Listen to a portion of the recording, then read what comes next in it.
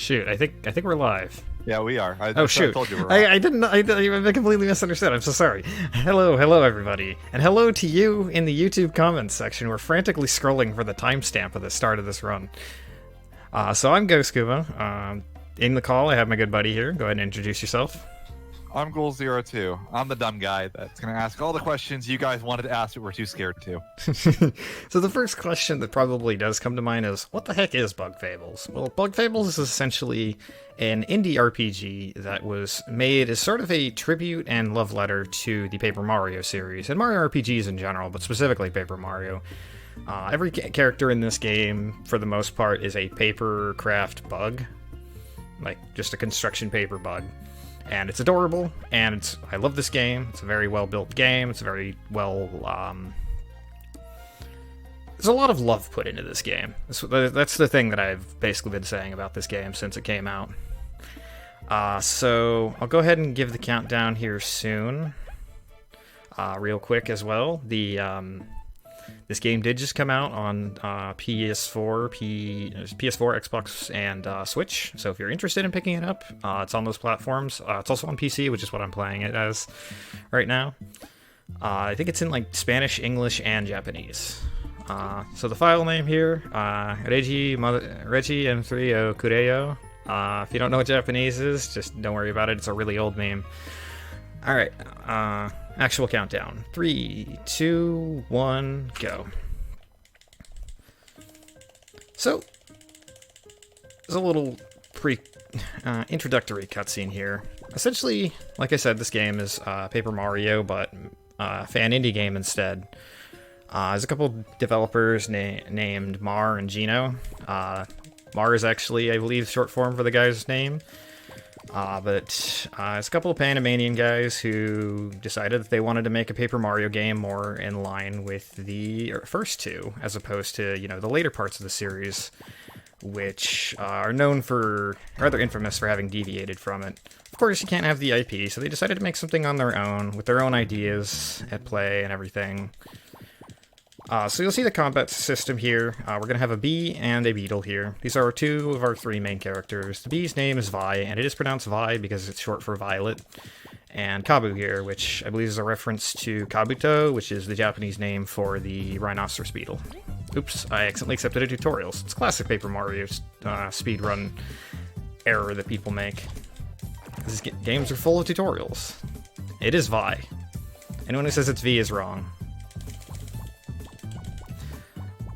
So yeah, the combat system revolves around timed button presses and little mini-game inputs here. This is all a tutorial here, so I'm going to fail every action command. I'm going to call them action commands or timed hits interchangeably. They mean the same thing.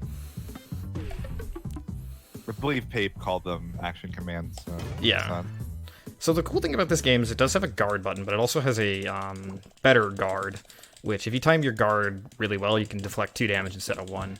Similar to Paper Mario, again, the damage figures are very low.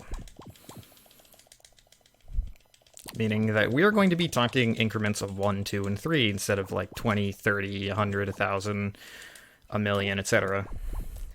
But to explain who these two characters are, Vi is a bee who wants to be an explorer. She's part of a literal hive of bees that kind of ostracized her for wanting to deviate from, hive behavior, which is, everything is done for the benefit of the hive. That's her basic backstory. It goes a little bit deeper than that. A lot of the characters in this game, I think, are surprisingly well written. Not often that I see an indie game that really goes as in-depth with the characters as this one.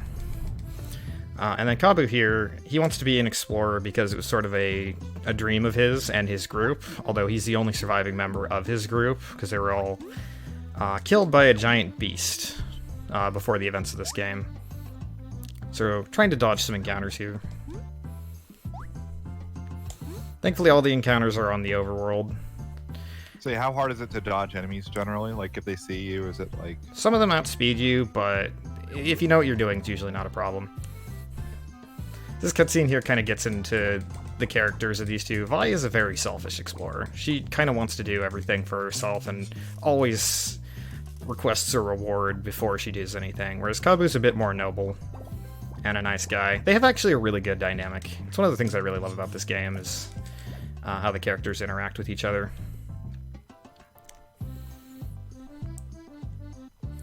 So each character has like their own unique overworld action. Kabu, being a rhinoceros beetle, can just cut things with his horn.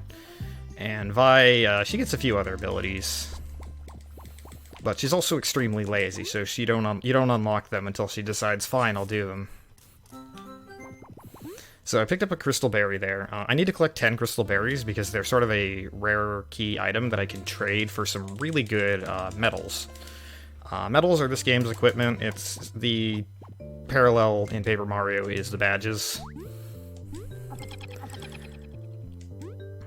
And right here, Vi is going to reveal that she's too lazy to fly across. But instead she has a boomerang, which is called the Boomerang, which I will refer to as the Boomerang for the rest of this run.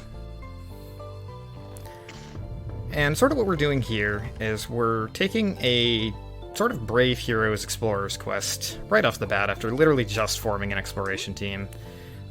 We're venturing into this place called Snake Mouth Den, which is forbidden from anyone in the Ant Kingdom to traverse to, mostly because it's dangerous.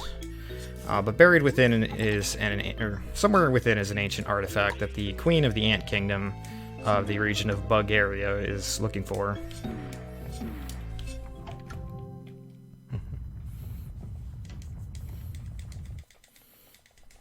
So let me get this straight.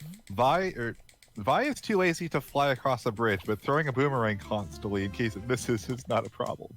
Yep. I love video game logic. It's great. It's great. So we're gonna fall into a pit here and trigger a trap.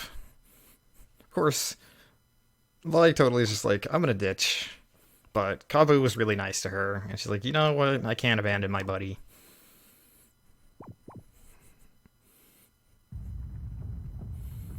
That door opening in the background? Yeah, we're never gonna go there. That's for a side quest much later in the game. It's a side quest I can't even really talk about because it deals with one of this game's biggest spoilers in its side quests, and it is by far the best side quest in this game, and I almost recommend playing this game specifically for that side quest.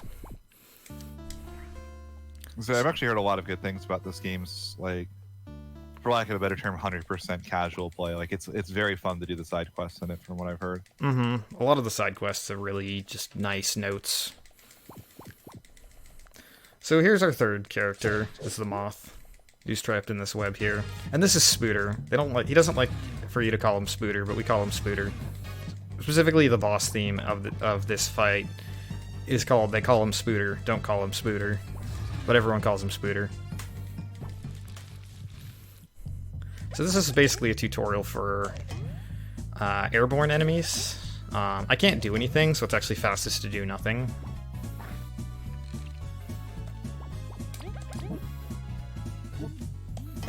Also, this is probably one of the best tracks in the game. So Kagba can't fight this by himself, and then Vi decides, you know what, I'm not going to be a coward, I'm going to help my buddy. Because she's kind of a coward. So instead we gotta free the Moth on the web here.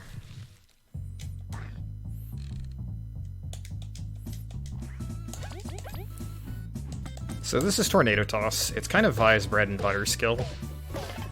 It's a multi-hit attack, and if you're familiar at all with Paper Mario speedruns, you'll know how broken that is. It's not as broken as in Paper Mario, where it can extend past 4 hits, but we're still gonna break the game to an extent with it. So I need to do 9 damage to the spiderweb here. Unbelievable. Yeah, you're gonna see that pun a lot. This game has its share of bug puns. It's not too bad, though. It's not obnoxious with it. Dragon Quest.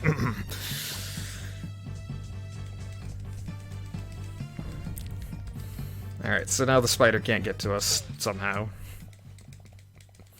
So this yellow thing in the background here is a save relic. There are blue and yellow ones. The yellow ones can heal, and the blue ones are just save spots. Anyways, this is our third party member. His name is Leif. He's a mage. He also has like a complete dead look on his face, which is always funny to look at.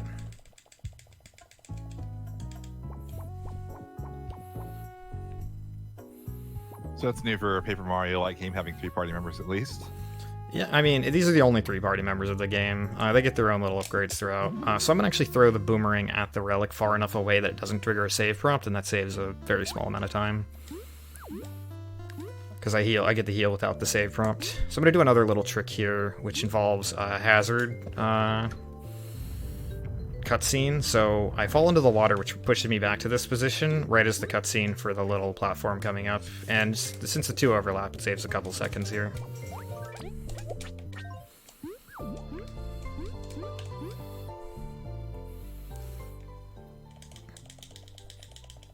So here's our first battle with Leif and his magic spells. Leif's magic is almost entirely ice, and this is where most of the puzzles that involve him are going to come into play. Also, fungi and plant enemies are weak to ice, so they take 1 extra point of damage. Weaknesses and different party abilities come into play quite a lot.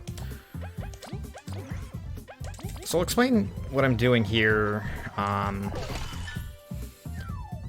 Whoever's in the front does 1 point more of damage, but they're more likely to be targeted by enemies as a result. And the cool thing about this game is it has a unique action called the turn relay, which means that I can give one character's turn to another.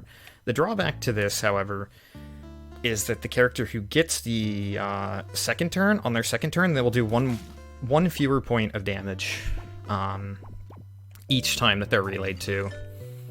So this is sort of your like punishment for switching off, and trying to deter you from using just one character for the entire game, essentially. Exactly, which it's not going to stop us, but it's going to limit how viable that is for certain areas. Get this honey drop that heals TP, which is this game's skill points, and then Ghoul. Can you please explain Snake Mouth Den Skip? Because this is a fairly complicated trick here. That kind of requires a fair bit of focus. Alright, so this is going to be me sounding smart for a little bit because I have some handy-dandy notes. So this is going to be an ice block clip. It should be the first time we do one he's in the run. But basically what GK is going to do... this is bad. I'm going to actually have to load a backup save here, sorry. Okay, I'll ask you to repeat that in just a second here. I need those berries. It's difficult to go without. So I have a backup save just in case that happened.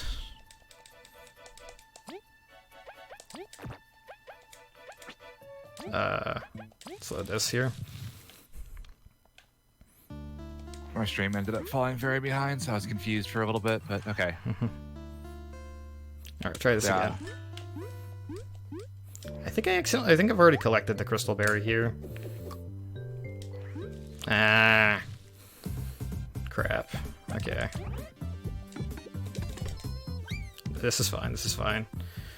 Okay, so yeah, we're gonna freeze this enemy and make an ice block here. I got it. I just didn't know when you wanted me to go again. Yeah, go ahead.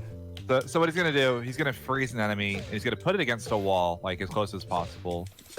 And then when they're against the wall, you can use Vi's ability with the Boomerang, and it just so happens to knock them up. So you'll notice he kind of does the thing where he'll freeze it, he'll knock it against the wall with Kabu, and then he'll eventually throw a Boomerang at it with Vi, and that'll let the thing will pop up a little bit, he'll run under it, and he'll try to essentially clip into the wall. It'll push him into the wall, which has kind of 2 effects. The normal one is that you'll start falling out of bounds, but the game also lets you jump while you're inside a wall, so it lets you get a large amount of height very quickly, which basically lets you get out of bounds and do a lot of tricks like what we just saw right there. Yeah, so it's not actually the height gain, it's just that you fall into the pit on the bottom, but I can jump to get a bunch of height gain if I need to. In that particular one, I only need to jump once. I just repeat the jump a whole bunch of times. Also one of the fastest I've seen you get that clip. I've gotten it first try before. I know. I usually see you struggle with that one for a little while. Not in a bad way, but just those are a lot harder than they might look. Yeah, the save already had the crystal berry. I forgot I grabbed it when I made the backup save. But yeah, I need to have some berries for this next part, otherwise it's a total mess. So for someone that hasn't played this game, what do berries do exactly? They are currency. Okay. So a berry is equivalent to a coin. Almost everything in this game is organic, in a way. Not like literally, but like literally it is organic, but it's also like money is, a value. Like what use does a bug have for gold? So instead, it's berries. Alright, so now we're going to take on Spooter for real this time. And one of the cool things with many of this game's boss fights, they have different phases depending on how much HP that they're at, so I'm gonna do as much damage as I can without actually using TP early on, because if I start to use my powerful attacks, then this boss goes into a second phase. I want him to go into a second phase after turn 3 rather than turn 2.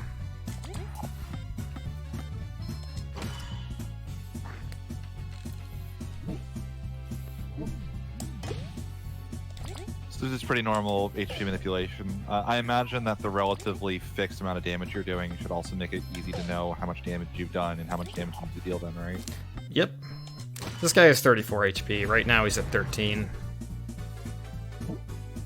Okay, this attack's nice because it's the fastest. Alright, so I'm going to put Leif in the front because I want his Icefall magic to do the most damage, and then I'm going to flip this enemy in the front here so that Icefall actually does damage to the enemy in the front. And I forgot to do an early turn rally, but that's fine. So this guarantees a freeze on the back enemy, which is nice. Gonna pop a honey droplet to heal. And then we're gonna Icefall again. Hopefully I can get the freeze on Spooter here. It's about a 40%. It'll... I didn't get it. It'll save me from having to do an extra attack. So I'll have to do one extra attack on this final turn, but it's fine. He's down to one. Freeze do, then? So if the enemy is frozen at the end of the turn, then it'll skip their attack. And they will take 1 additional point of damage if you hit them while they're frozen. Alright, so now we have the Ancient Mask, which nobody has actually conquered Snakemouth Den in canon. So we're the first. So this basically legitimizes us as a real exploration team. And that's chapter 1.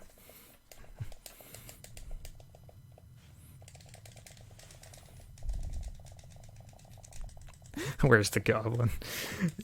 There's a reason why half the time when Ghoul and I stream together, I will put a Ghouls and Goblins, or Ghosts and Ghouls track in the playlist, even though I'm the only one of the two of us who have played the game. Alright. So, is this like Paper Mario? Is it going to be 7 chapters, or...? It's 7 total chapters, rather than the usual, like, collect things for... But rather than collect things for the first 7, then do the final boss in 8, it's just 7 total chapters, and only, like, the first 4 are actually collecting anything. It's no MacGuffin hunt, then, huh? Not after chapter 4, which we're going to completely skip anyways, so... Oh, okay, so it's just like Pape, then. Yep.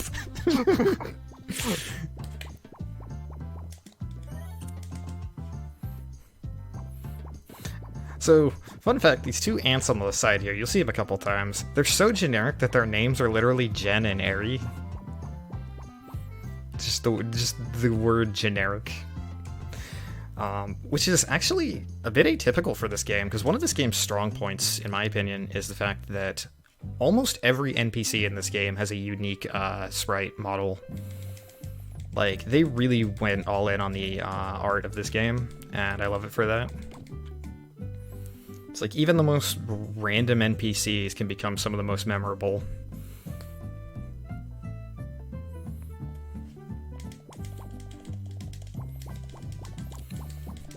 Kind of the one sad thing about... Do you know, like, how big the dev team was for this game? Was it just those 2, or was it Those 2 did more? the majority of the work. They hired a composer by the name of Tristan Alric, who was from France. The rest of the team is mostly from Panama. And Tristan actually is a composer for... he's been a composer for a while, but this was his first game project. And there's like 4 others who did some of the backgrounds and whatnot. Alright, so this is Queen Elizant. Queen Elizant has an interesting character. Her mother was the former queen of the Ant Kingdom. Really a queendom, because most insect colonies are matriarchies. But while the previous queen was known for being benevolent, this queen is seen as very single-minded in a way, I guess. Like, she's desperately trying to find what is called the Everlasting Sapling, which is the background story for this game. Everything we're doing is trying to find the path to reach the Everlasting Sapling, which is basically a plant that grants eternal life. So I'm going to go to these stained glass pictures here in the background for a discovery. Like, a whole bunch of special things in this game are considered discoveries, which go into your logbook. And there's actually rewards you can get that I'm going to go and get a few of for having discoveries. And in that cutscene, Leif actually reveals that he's not of this time. He's actually been kind of dormant for a very long time, because he was actually around during the previous Queen's reign, which was quite a long time ago in this game's canon. Is that long time in human years or bug years? So there's actually a rather extensive amount of lore in this game. I don't know exactly, but like sentient bugs in this game have much longer lifespans. Not all bugs in this world are sentient, though. It was just something that happened a long time before the events of this game. Throughout the game, there's a whole ton of what are called lore books, which kind of give you a whole bunch of the backing info on this world. It's entirely an optional side quest, but it really fleshes out the world of this game. And I really appreciate the devs going like kind of the extra mile to get you, you know, sort of immersed in the world of the game. Is this the prequel to Hollow Knight? I've been asked that once or twice before. Not quite. Hollow Knight's a little bit more gritty. Alright, so this fly here is completely jacked, and I love his model. Look at how just utterly jacked this fly is. So I go to him because we're hungry and we need food. This is sort of the cooking tutorial. Unlike in Paper Mario, cooking is actually pretty useful throughout much of this run. It's where we get some of the most powerful items, and items are really useful for this game.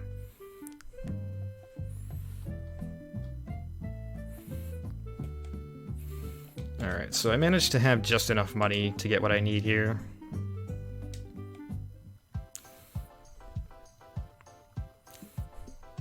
So I need to buy five berries here. These are spicy berries and burly berries. Spicy berries, I picked one up earlier. When I use them on a character, it increases their attack by 1 for 2 turns, and burly berry does defense. But they're actually going to be useful for a few other things throughout the run as well. So does that stack? Like, could you have... Oh, no, it doesn't stack, no. So you can't, like, eat 2 spicy berries and then have, you know, a big chunker of a attack? Nope. Alright, so I'm going after these guys for some EXP.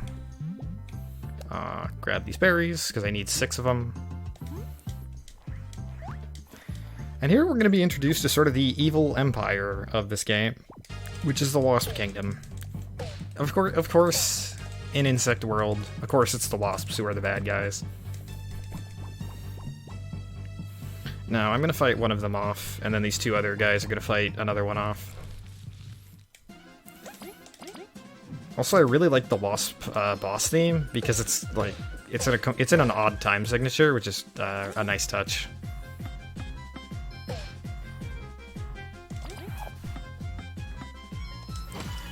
So this guy has 14 HP, which is just enough that I can kill him in 2 turns. To note, actually, I haven't touched on one of Kabu's unique abilities. Kabu's attacks actually pierce enemies' defense. Initially by 1, but he gets a skill later that actually pierces all defense, which is really handy.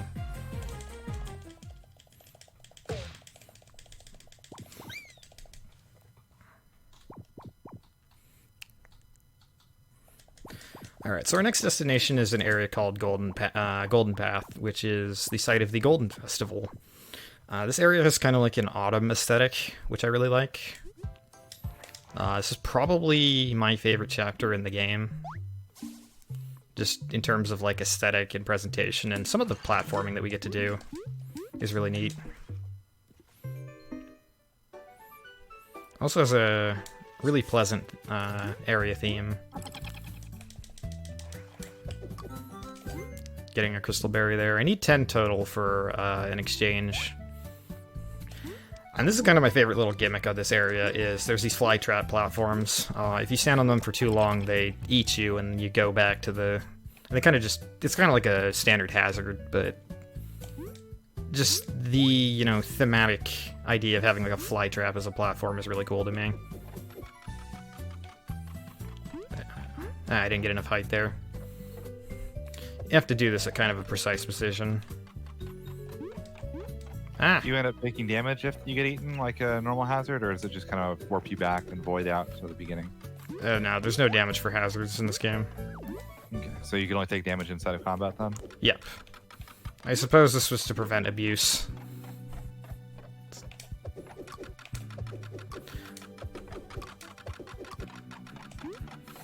Platform on the right here goes down, platform on the left goes up. It's a pretty simple puzzle there. Taking a little bit of a detour there to avoid that weevil.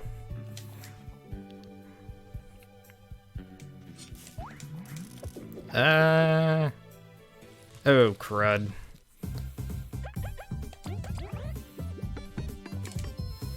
Alright, this isn't the worst. This isn't the worst. I just need to take a detour here. So, it looks like whenever you run, you basically lose a little bit of money, kind of like you normally do. And in Pape. Yeah.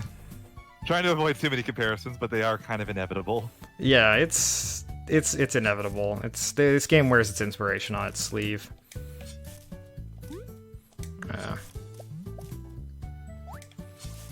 Trying to avoid the snail here. His laser eyes. Okay. I need 6. I know. I'm sorry, Glackham. Glackham's a regular in my stream, and he beta tested this game, actually, so... He has some interesting stories to share. Come on, berries, please. Is it not giving me anymore? Oh, there we go. This is just all kinds of bad right now. You know what? It happens. Yeah.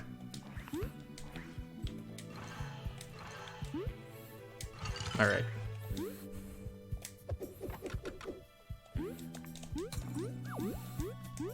There, I've just wasted 2 minutes doing absolutely nothing. I have a very lenient estimate.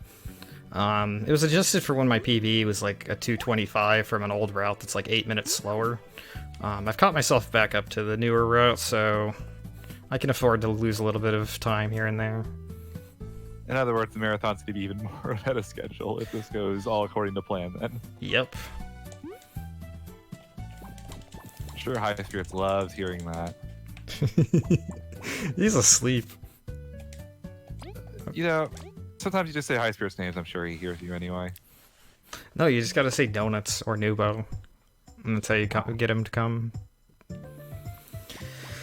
Alright, so this is Arya. She is in charge of the Golden Festival and determining those who are worthy to meet Venus, the goddess of this area. Gotta grab a couple of hard seeds there because they're useful in cooking. I don't mind this Moth, she's kind of a terrible person.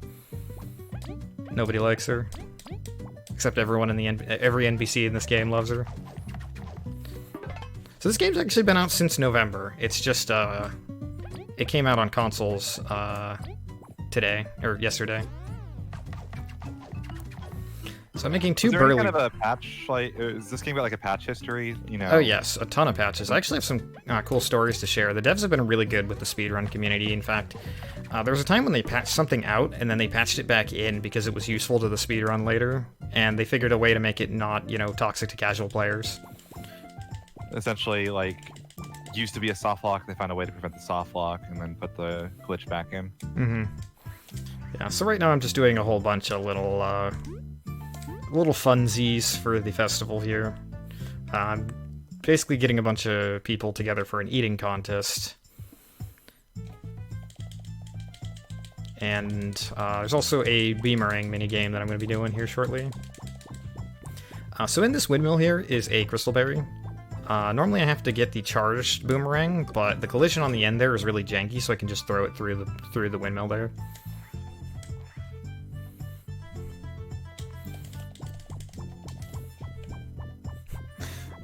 Even with how fast the text is moving, can kind of see Vi's personality. She's very selfish and very easy to upset. So one of the nice, one of the nice things the devs have patched into the game over time was they patched auto fast forward in text. Normally you had to actually mash every piece of text, but now you just hold circle or B on a 360 controller, and it advances text. So before I finish this area up, I absolutely need to get this, otherwise it becomes a pain in the neck to get this. This is the weak stomach metal. When I eat something, it will poison me. Now you might be wondering, that sounds like the most worthless badge of all time. But it turns out this game actually has several strategies involving poisoning myself. So... And if you're thinking about like Paper Mario speedruns, if you've seen those, it's not quite the same. I was gonna say, for clarification, the Paper Mario stuff normally is get to low health and then use what are called danger strats normally. Yeah, we actually don't use danger strats in the any percent run. At one point, I had routed them in because there is one badge one medal that does increase your attack when your HP is low, but there's far more reliable things in this game. So I have to hit 15 worms, which is really easy. And this is normally the part of the run where I get to rest my hands. I'll spare these worms. It's kind of one of the other really cool things about the world of this game. So, what would a society of bugs use as livestock? Well, turns out they use things like worms and aphids. In fact, the eggs in this game are not, from like a chicken, they're actually from aphids.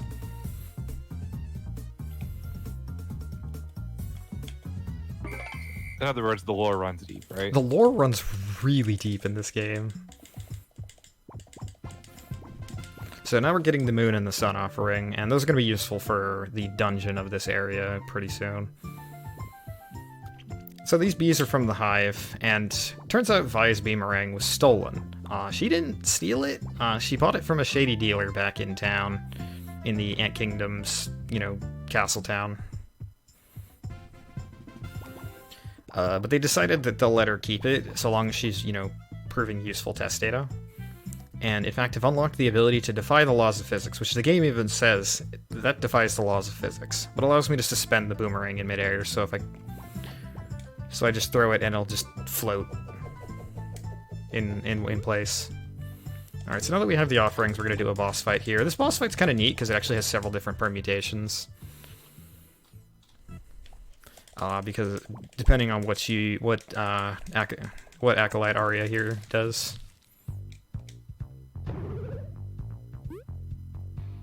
Also, this boss theme is an absolute bop.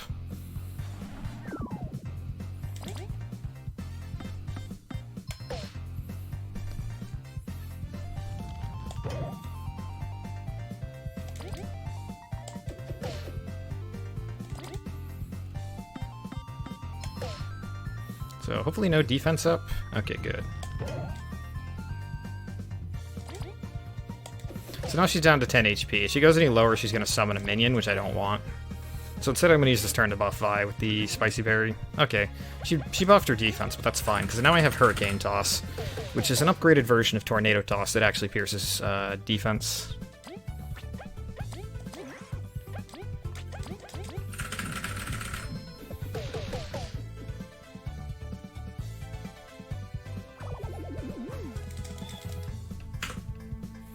And that's Aria. Pretty easy fight, but it has several different permutations depending on whether or not she defense ups that you have to kind of figure out on the fly. If I say on the fly, it's not trying to make a pun. There's so many puns you can make with this game. But the idea is to always get her in 4 turns. So since all your damage is relatively fixed, you know about the amount of damage each attack is going to do if you execute things properly. You know what the defense are. Where does the variance in a lot of the fights come from? Is it specifically attack patterns, who gets attacked, things like that? Yes. Because usually each fight will have a most important character for that fight, and if that character dies, it's bad news bears. Or bad news bees, I guess. What is the bear of the Bug Kingdom? Centipedes? Ugh. Yeah, I can see it.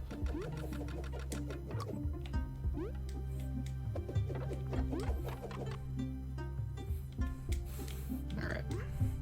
So I'm going to do another one of those ice block clips. I said I'd give this one a couple tries to see if I can do it.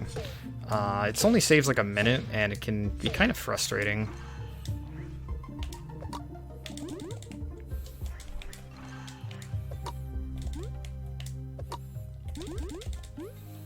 It's hard to actually get myself wedged into the wall here.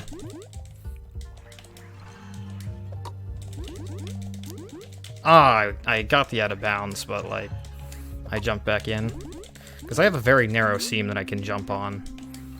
You have to stay within the wall, correct? Like, yeah. You go too far left, you just start falling and kind of void out. If you go too far right, you pop back in bounds. Yep, like that.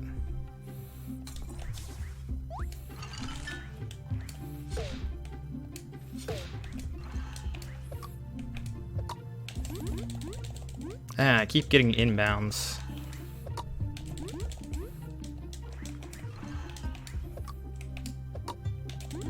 There we go. So now I can just shoot to the moon. As long as I stay on the seam of the wall here, I can just get like as much height as I need, and then just completely jump over this entire thing. And that saves a room. I actually don't think I saved time because of how many times that took to try, but it's really cool to show off.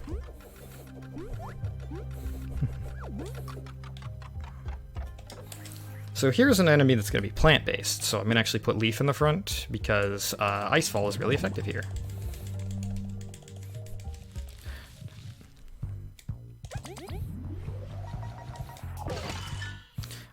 It's really effective because they're weak to it, but also there's a 100% chance of freezing the plants here. They also have 9 HP, and I'm going to actually not attack because I don't want this plant to do anything, so I just want to skip its turn. So I switch Vi to the front so she can do more damage with Tornado Toss, and that's a 4 attack kill there. Alright, so this is Ranka, which is this game's level up, because we have enough exploration points, which is this game's XP. Again, they compete with star points. Again, they well, I mean, they're explorers, so naturally they rank up as explorers with their exploration points. Respect the lore, ghoul. Everything in this game is lore.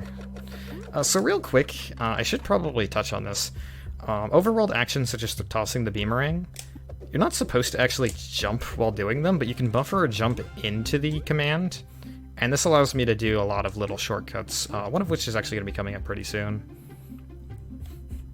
Yeah, but the bees don't care about the laws of aerodynamics and choose to fly anyway. I don't remember the bee movie quote, but something like that.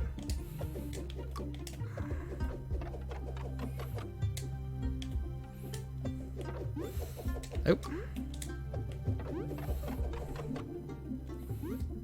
So I actually leave the Boomerang rotating in the background just because it's easier to make those jumps with the camera fixed like that rather than having it shuffle around me.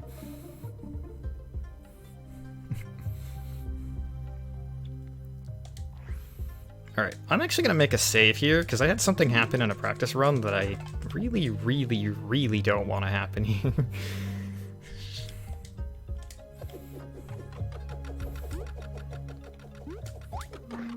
Ah, well I got hit, but that's fine.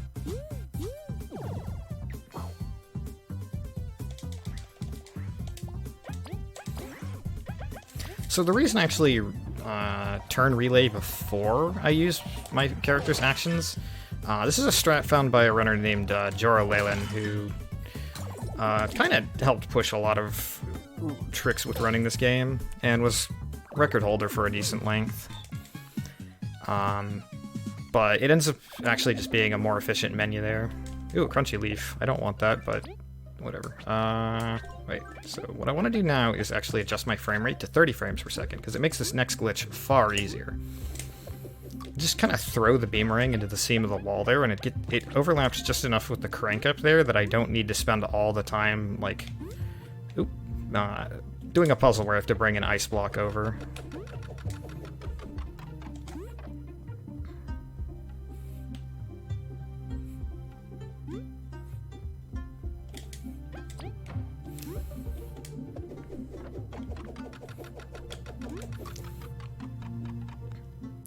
The game does run better at 60 frames per second, but there are a few times where I'll switch to 30 just to make something easier.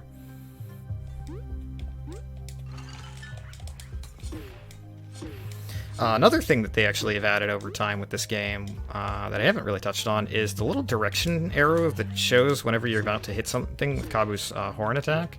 That wasn't originally in the game. They added that in to make it not awful, because it used to be actually awful trying to manipulate ice blocks to get the direction that you wanted. Again, using a jump to buffer into a boomerang there, to just chuck it over and grab the second half of the big crank that I need to proceed in this dungeon. Normally you're supposed to move an ice block aside, but again, I don't play by the rules. My platforming's been a bit off today.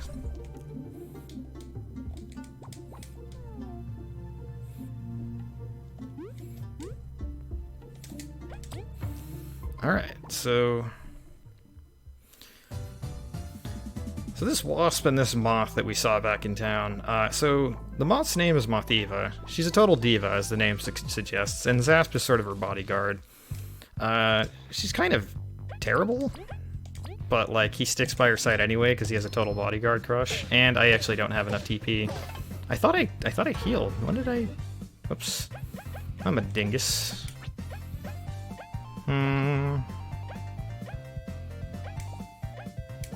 Not actually sure what I'm gonna do here. That's fine.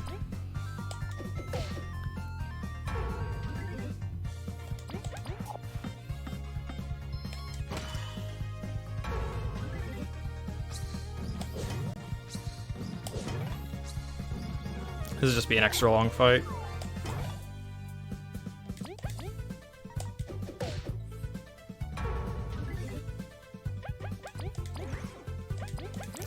So I want to kill her first.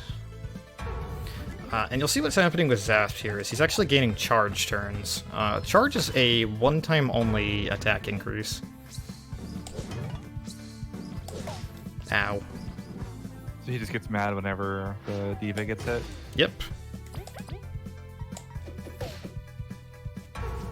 Somewhat effective bodyguard then. Yeah, if you kill her before you kill him, his offense goes up. But if you try to kill him first, she'll just heal him, or he'll just she heals. Okay, I'm like mixing up who does what. Yeah, she heals him if you try and hurt him too fast.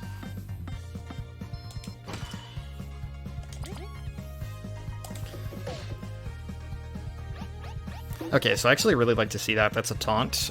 It makes it so you can't do anything other than attack with the character that he targets, which is fine here, because that's all I'm doing. Yeah, I made a little mistake not healing before this fight, otherwise this fight would have been like 2 turns faster. I like to show off my amazing dodge skills.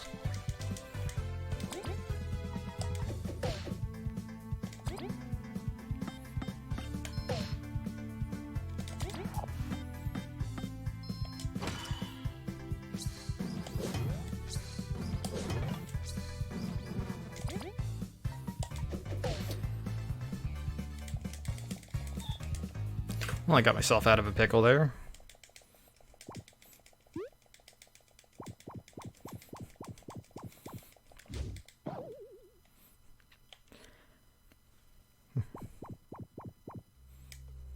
I think not I would even close, right? Not even close. I would have been fine because he has to kill all 3 of my characters to end the fight.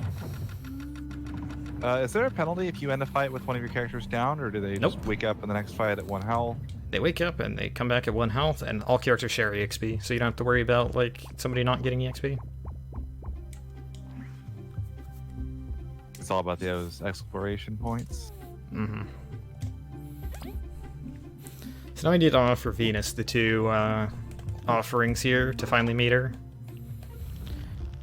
Now, this fight is unique. Glackham, who I mentioned earlier, which big shoutouts to him by the way, found a strat with this fight where you actually will put on the hard mode medal. Now this game has a hard mode medal, which increases an enemy's damage and defense and HP. It's sort of the game's hard difficulty setting. You can toggle it, and it doesn't actually use any MP medal points or BP or whatever if you're used to Paper Mario's badges. But yeah, it's supposed to make things harder, and to an extent, it does that for just about everything. By buffing the stats, but in this boss's case, it actually becomes a significantly faster fight to equip the hard mode medal, because while she does gain 1 point of defense, she loses 10 points of health, which means that I can sort of bypass her desperation phase a little bit easier with correct HP manipulation. The trade-off to this is that this fight can be unwinnable in certain circumstances. Thankfully, there's not really a big punishment if you die and just have to restart the fight. But it does waste time, so...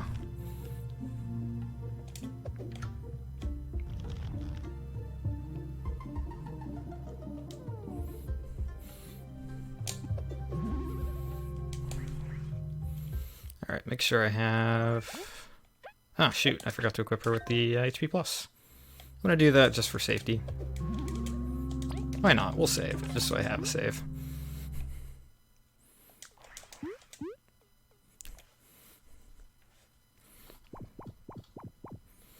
So this is Venus. She's kind of the goddess of this region. She oversees everything. She sends her buds out throughout the world. She's also totally smug, and I love her. But to get the second relic to find the everlasting sapling, which she guards, we need to defeat her guardian. So this is Venus Guardian. We call it Vigu for short. Now this fight actually uses a lot of Leif. It's one of the only boss fights in the game that does that.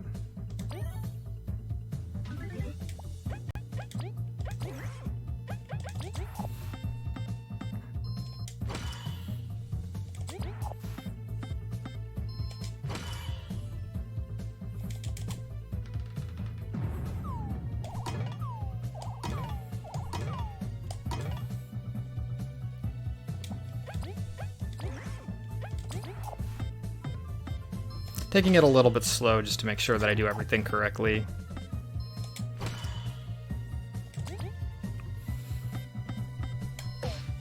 Alright. I should be able to guarantee a kill now. Oh, that's dealable, actually. Let's throw up early bomb. Spicy berry.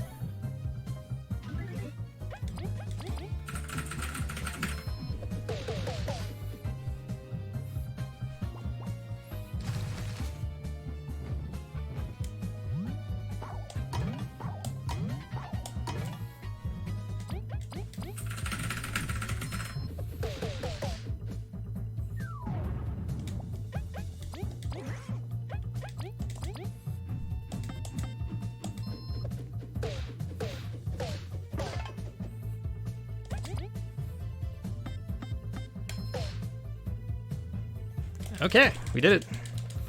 She didn't summon the minion, which is the thing I absolutely 100% want to avoid with that fight. That's probably the hardest fight in the game, so... The fact that she did the defense down was a bit or the defense up was a bit concerning, but it wasn't on turn 1 or turn 2, which basically makes the fight unwinnable. Or rather, it makes it, like, kind of winnable, but, like... really, really difficult. But how often does the Guardian do that? I think like 1/4 of my runs she's done it. It's not super common. She also can increase her offense, which is really bad, but it's not like... As long as I live 3 turns, then I'm fine. So what happens if the Guardian does that? Do you just have to restart normally? I usually just like do nothing until... Yeah, I hit the do nothing option. Okay.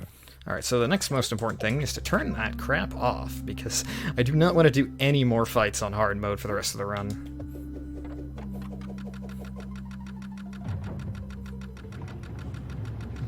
I know anything from either of the runs. Forgetting difficulty is very easy. Alright, so the next big trick that we're gonna do was found by, I believe it was Light and Benji, which big shoutouts to Benji, who found a ton of things with this game, and Light, who's kind of put together the route of this game and that we use, and a lot of the tricks along the way he's helped out with.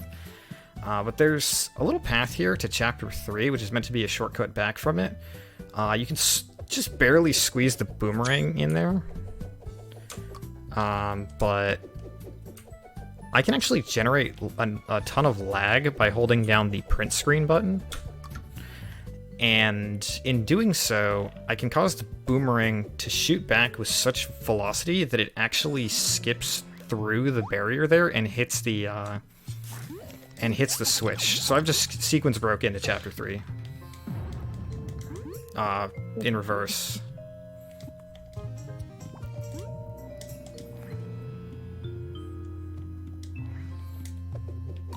I'm sorry, it's just like a mental image of you, like, the game, like, okay, fine, keep taking screenshots, and then shoot the boomerang back.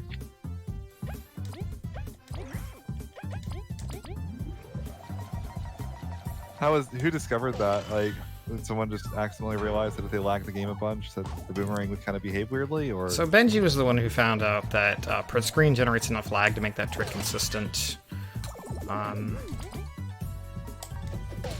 So big shoutouts to him for that. I believe it was Light who found it, or who found the Clifford originally, but like it had a like less than 1% chance of working, so you just kind of had to try it, and we didn't even integrate it into the route because it could have just killed runs. Okay, rare beef. Yeah, I was gonna shout rare beef for something else, but cool. So yeah, it's a PC-only exploit, so sadly it won't be on the console version, but we still have glitchless routes for anyone who'd be interested in running the console version. So, deep in the desert is the hive colony of the bees. And I seem to have paused my timer by accident, so whatever my final time is going to be is not going to be accurate on my end. Oh well.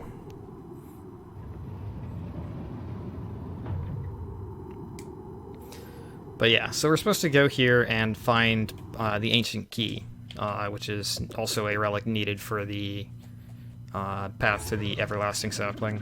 Vi's not very happy to be home, because she came here and everyone kind of just ostracized her for, you know, having a dream rather than, you know, being for the benefit of the colony.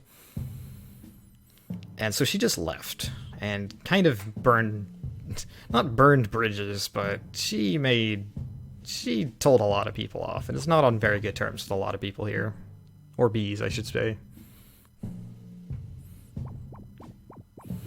Before we enter, they're supposed to do a scan, and they find some abnormalities with Leif. If you've played this game, I ask that you please don't spoil, because there's actually a lot of really interesting backstory to Leif that is covered in his own side quest. But essentially, there's a whole lot of things even he doesn't remember about himself. One of them being that he can actually create a shield out of ice, which actually gives us the bubble shield ability, both in combat and on the overworld. And the bubble shield lets us walk on spikes. So before I can talk to this queen, I need to talk to essentially every explorer in this area. So we're gonna go talk to generic ants here.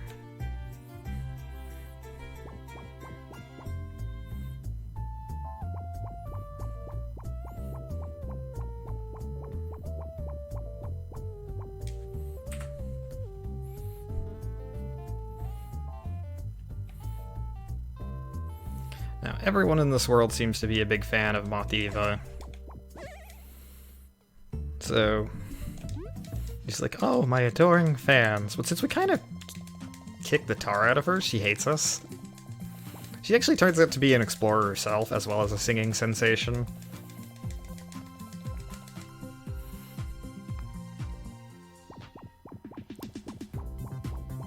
Yeah, she's kind of very, very selfish. It's really cool, too, because, like, you talk to Zasp and you find out he's like, yeah, I know she can be terrible, and yeah, she gets on my nerves, but it's my job to protect her. Zasp was a cool guy. Definitely one of my... His animations in that fight were really cool, so... He's got, like, this ninja, this kind of ninja motif, and I love it.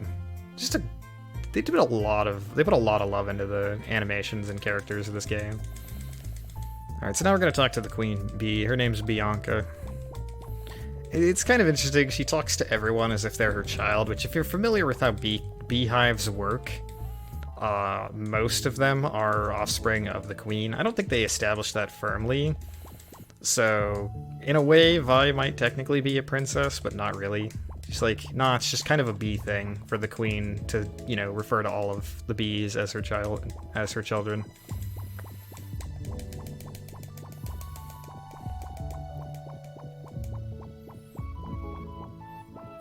Also, princess, she has 8,000th in the line of succession. that might be a bit high. Colonies can get up to like hundreds of thousands of bees. I'm giving Vi some credit here. True. She's more accomplished than most of these screwballs. Alright, so now we're going into the hive to sort of, essentially the story, which isn't a cutscene that we skipped, is we need to replace the, ancient relic, which is a key, with something of equal value, essentially, but, like, not ancient properties. Because essentially what it is it's a device that keeps the factory's engine running, the honey factory specifically. Because, you know, a bee kingdom would have to be producing honey. And of course, conveniently, as soon as we get here, the factory goes into shutdown mode. And all the honey machines go berserk. So I need to first get a key here.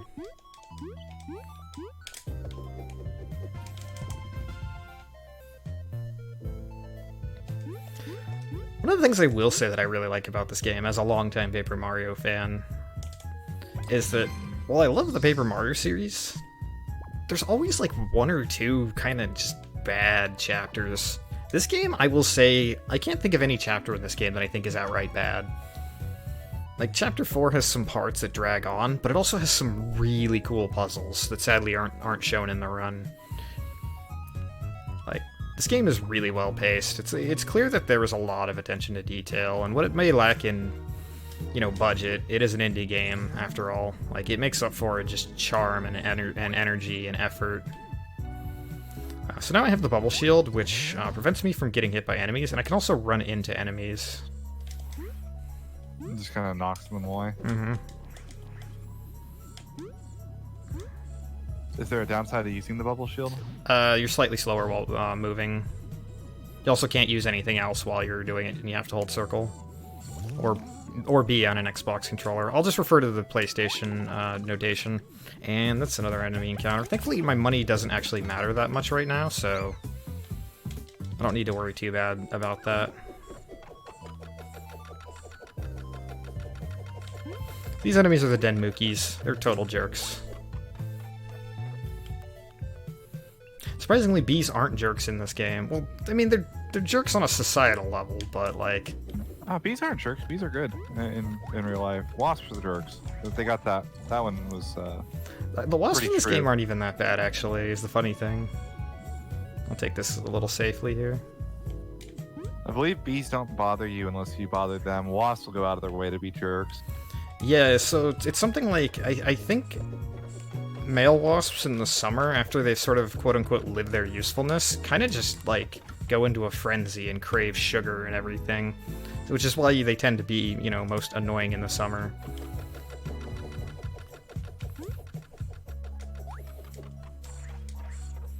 I need to be careful here, because I need to, like, hold on to that crank for just long enough to move somewhat across these platforms, but then not so long that I can't actually cross. I want to minimize the amount of time that I use the bubble shield for, just because it's slower. Now, there's a little platform cycle here that I can make, just barely, so hopefully I don't make the mistake here. There we go.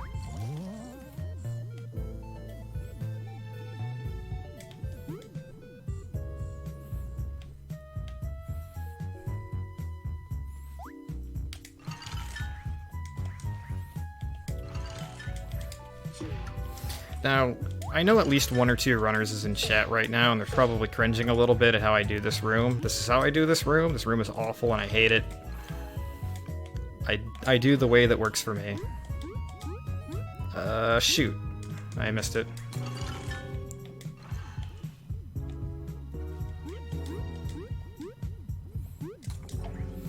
So, over here there's one of our crystal berries.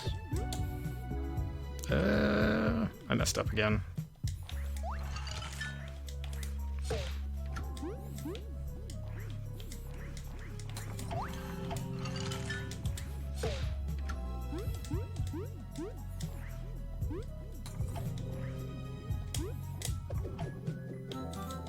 How difficult is it to aim the little freezing attack? Is it relatively lenient, it looks It's like? Or... right in front of you. Sometimes it doesn't hit correctly, and also my joystick has a tendency to have a little bit of extra give, so like I'll be holding right and then I let go of it to try and go left, but it'll still hit, it'll still point right, or sometimes it'll point just the wrong direction entirely.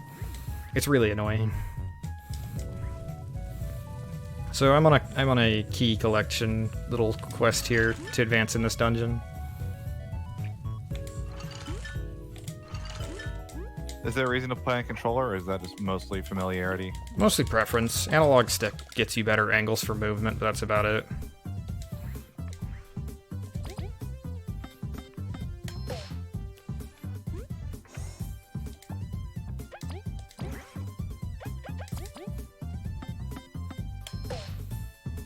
Could Kabu hit that flying thing in the back? Nope, that is a drawback. He can only hit ground-based enemies. Leif only can too with his attacks. Only Vi can hit enemies in the air with basic attacks.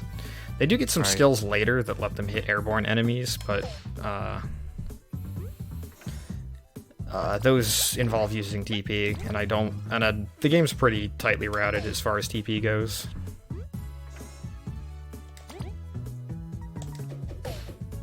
So on each rank up, if you take the increased TP option, looks like you get 3 points of TP per. Yep, 3 points of medals, 3 points of TP, 3 points, 1 point of HP, but for each character. We're never gonna level up HP, by the way. This puzzle's kind of unique in that I actually have to press the share button on a PS4 controller, select on a 360 to do anything with it. And sort of there's a decently optimal way to move around this room. So far, so good. So wait for this platform to electrocute, switch to Vi. Dang it. Ah, that resets everything. It's so good, too. I'll try this again. It's almost okay, clean. I just wanted to show the void out animation and what happens, right? Yeah. Oh shoot, I forgot. If I press select there at an instinct, forgot that resets the room for a split second there. I am smart.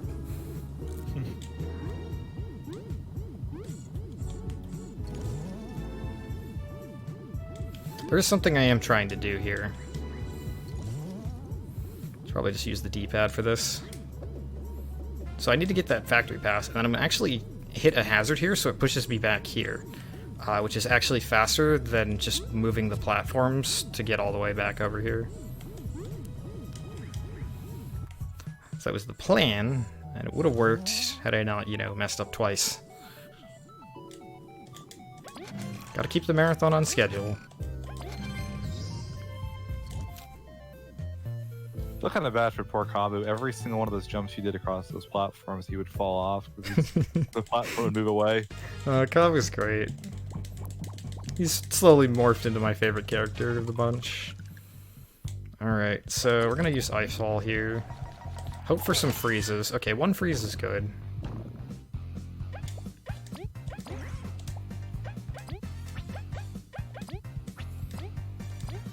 It's, I did that wrong. Oh well.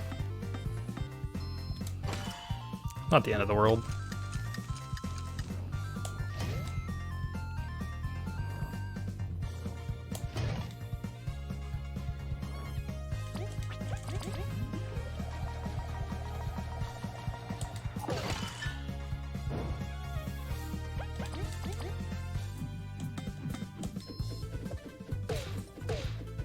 Alright, this will get a kill.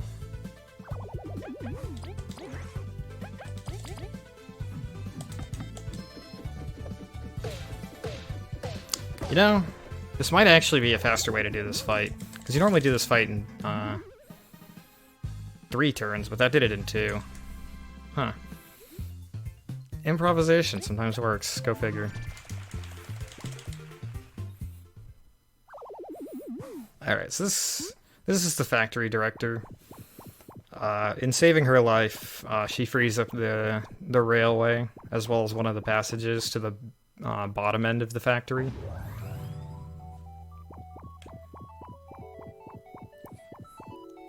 Which we're going to proceed to do very little of, because that portion of the run is also broken. Alright. So I picked up a badge earlier called Strong Start.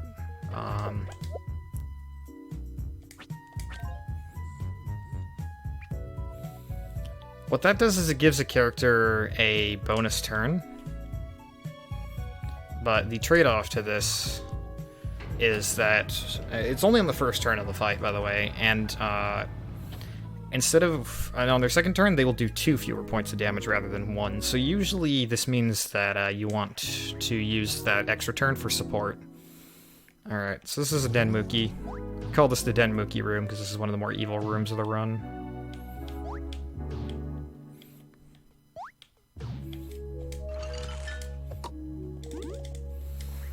Alright, so we're going to do an ice block clip here again. This one's probably the most tricky of the bunch.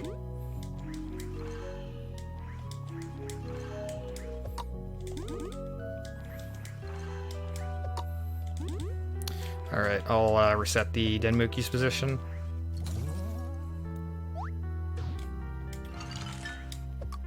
Needs to not be, like, entirely against the wall. Needs to be, like, have just a little bit of a gap.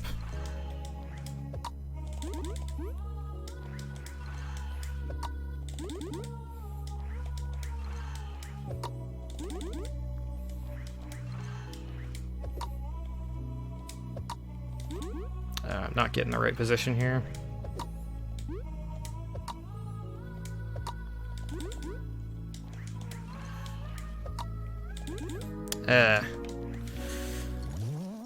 I swear I practice this. You know, as they say, always a practice, never in a run.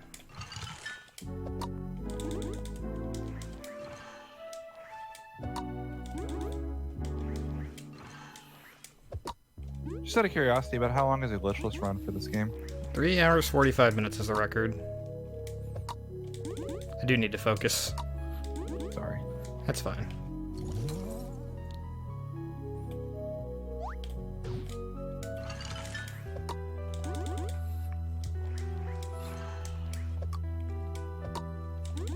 I think this is too far back.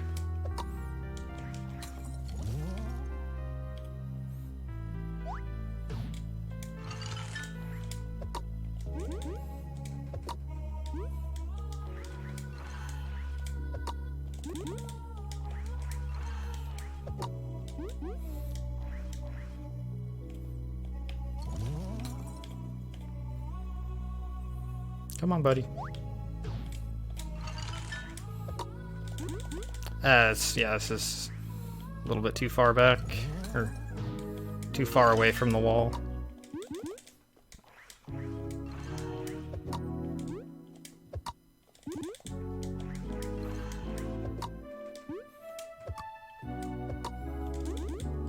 Huh. This is annoying.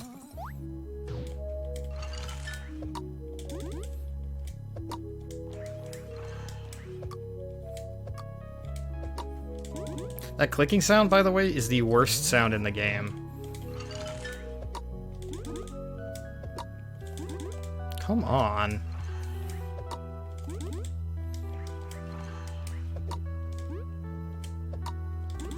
Come on, why is this not working?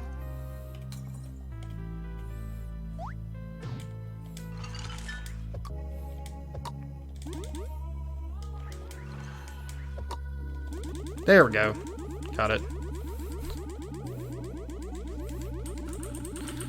Alright, so I have a visual cue here.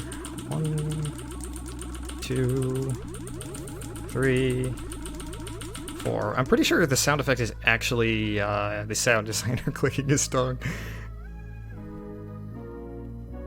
Alright, there we go.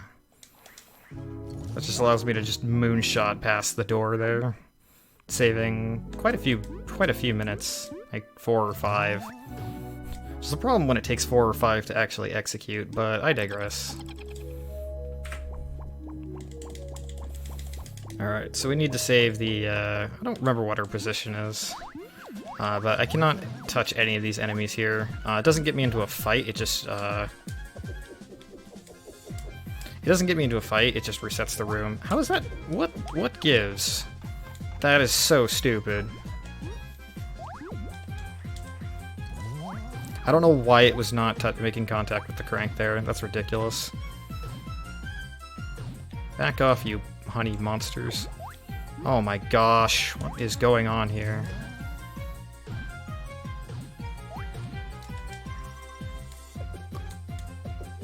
There we go. Man, everything that can go wrong seems to have gone wrong, at least once. Yeah, it skips a boss, and a bit of a puzzle as well. It's unfortunate because, like, even if it was faster, maybe, to do the boss, I have to keep within my EXP routing. So, I would have had to keep doing the skip until I got it.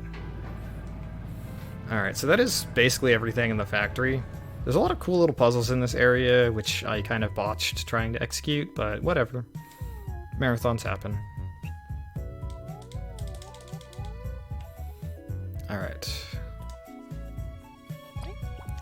So now we're going straight to the core to get a key.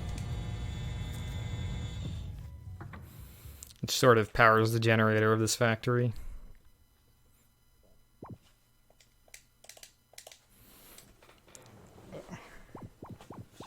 It's like randomly got really hot in my room.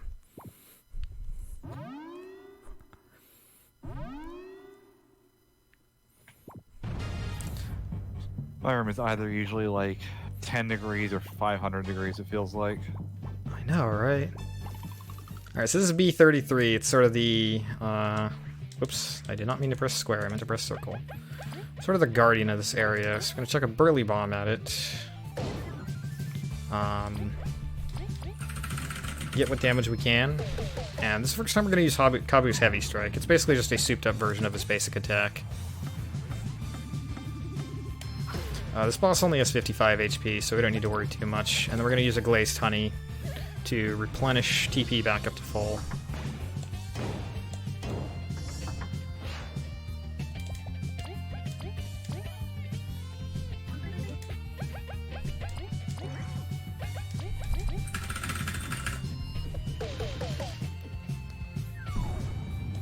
So as you can see, the damage numbers really start to stack once you've powered up.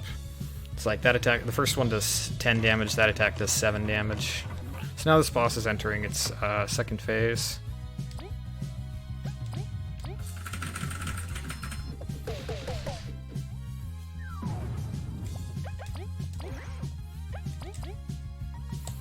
In which his offense goes up, but his defense goes from 1 to 0.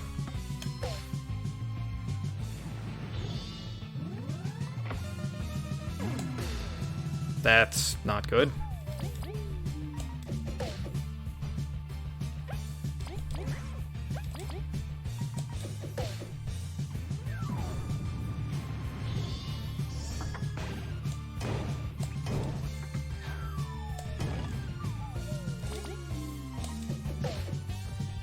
Calculated. Yeah, his name is V33. I actually did know that I was fine there, so long as he didn't unload entirely on Vi. Not even close, huh? Not even close. 1 HP on the only living character.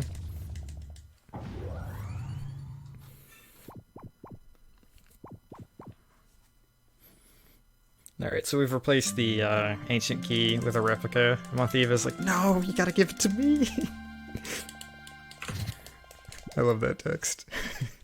This game has a ton of background text. There's a lot of moments in a cutscene where where a character will be talking and then one of our main characters will just mutter something under their breath. Like, interesting, or, yeah, right.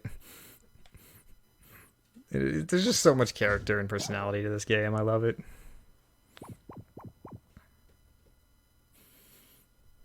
I'm sure I'm a little bit stream delayed, but the teleport out by Zap is great. Just the throwing the smoke bomb, Smoke bomb, and yeah. getting out.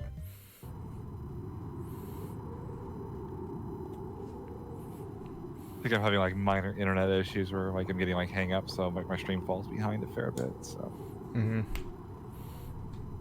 So I'm gonna have to do a couple little things along the way.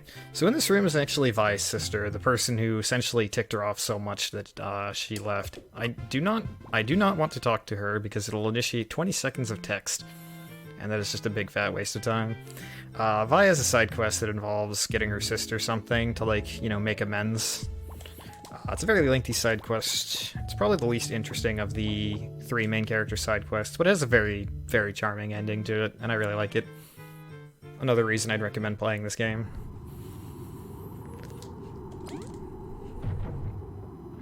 So I talked to the Queen to activate a quest. Essentially, we need to there's a side quest for figuring out why the heck the factory went, you know, berserk in the first place. I'm doing things out of order here. I need to actually go back to town.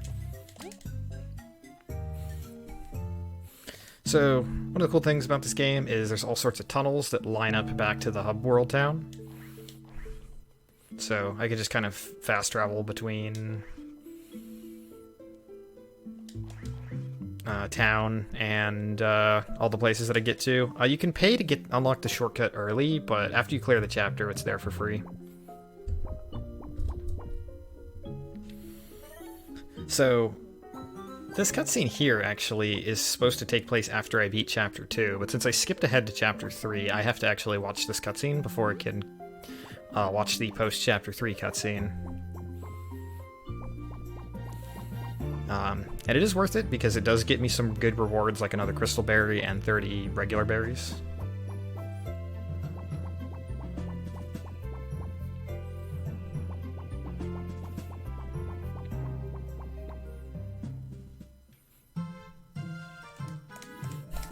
Factory inspection. Factory inspected already. Also, these two have a request for me that I will actually do because it's really, really useful.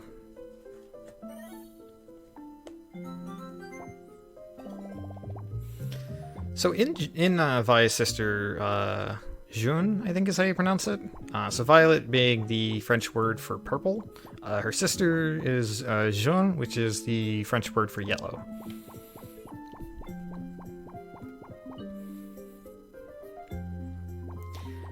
Anyways, she has what is called a bad book in her room. And the bad books are one of my favorite things about this game. And there's a lot of, like, quote-unquote favorite things of mine about this game. Yeah. VLA. So, there's a collector in the library who's an enthusiast for really bad books. Essentially, there's a bug brossentia. Oh, no. So, and the cool thing is he gives you berries for getting them to him. So I actually made a bit of a mistake in an earlier part of the run. So I'll need to go waste like a minute to fix this. I'll do a couple things along the way.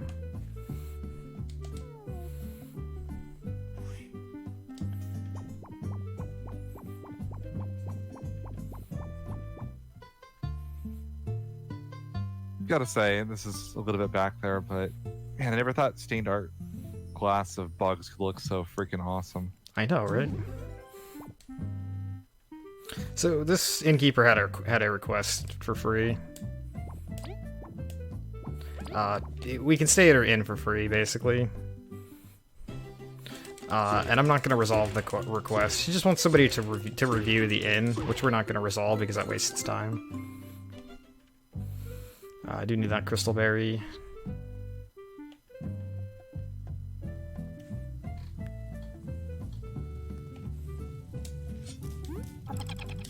And up here is the second bad book. I was supposed to get this much earlier, but it slipped my mind.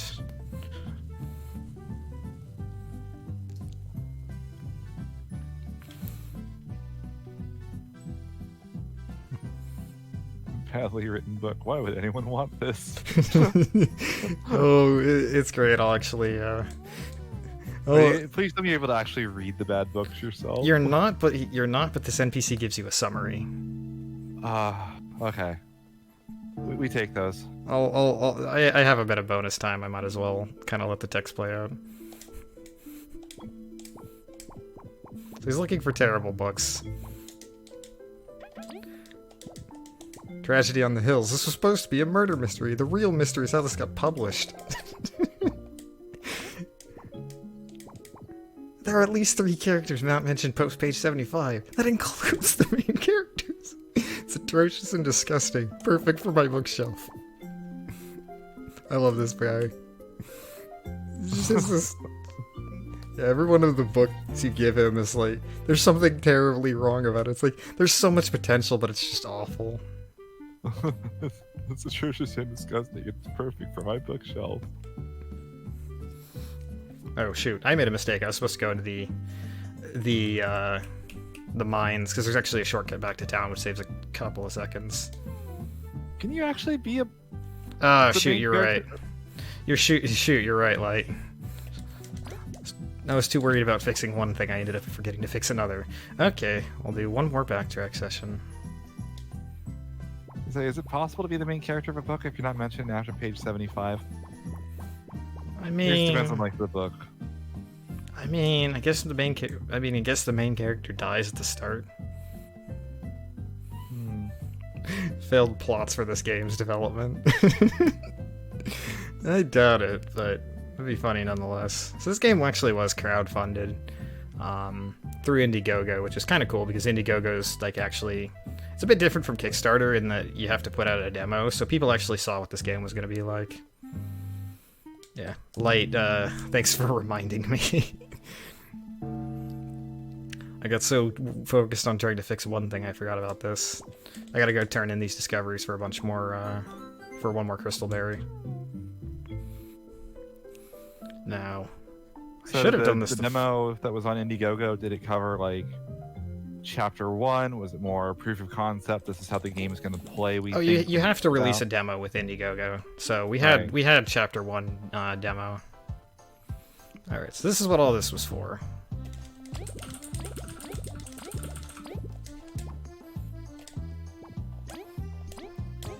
So I need to get a break medal and 5 spicy berries there.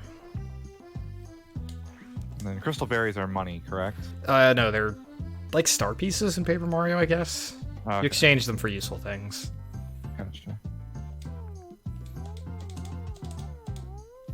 So they're a type of currency, just not the normal currency. They're the special currency, the mini medals, the thing you trade for valuables. Alright, so we accepted these guys' quest, which is to find a enemy here named Scarlet, who hides behind a wall that doesn't exist. It looks like a wall, but it's really just an illusion.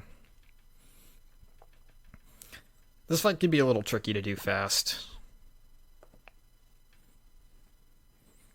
But it's really, really important for the route.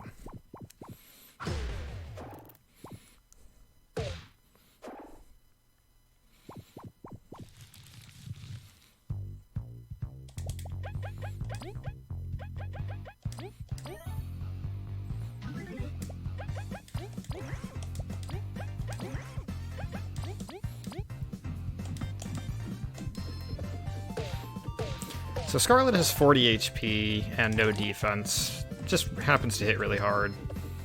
And it is actually a male, despite a canonically established feminine appearance.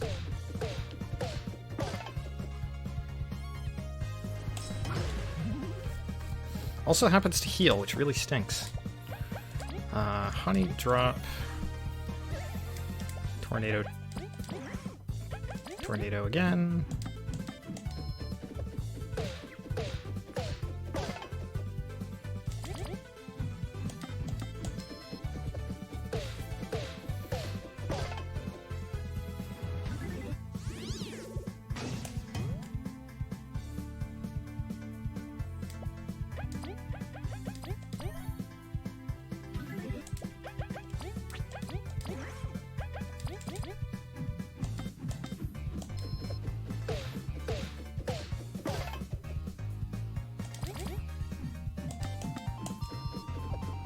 So I'll explain what this fight does, apart from EXP,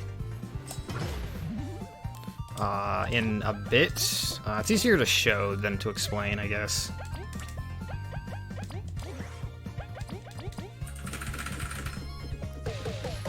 I do Hurricane Spin there, just because it's a faster animation than Tornado Toss. I wasn't sure if I had the damage, so we're fine.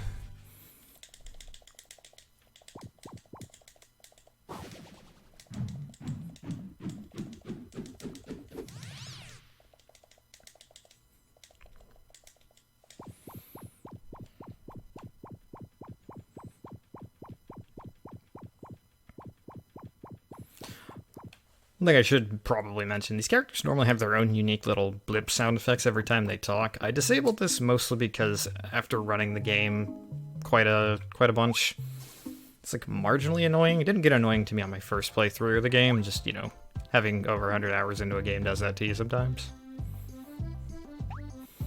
Thankfully the music, I assume, doesn't get old. Nope.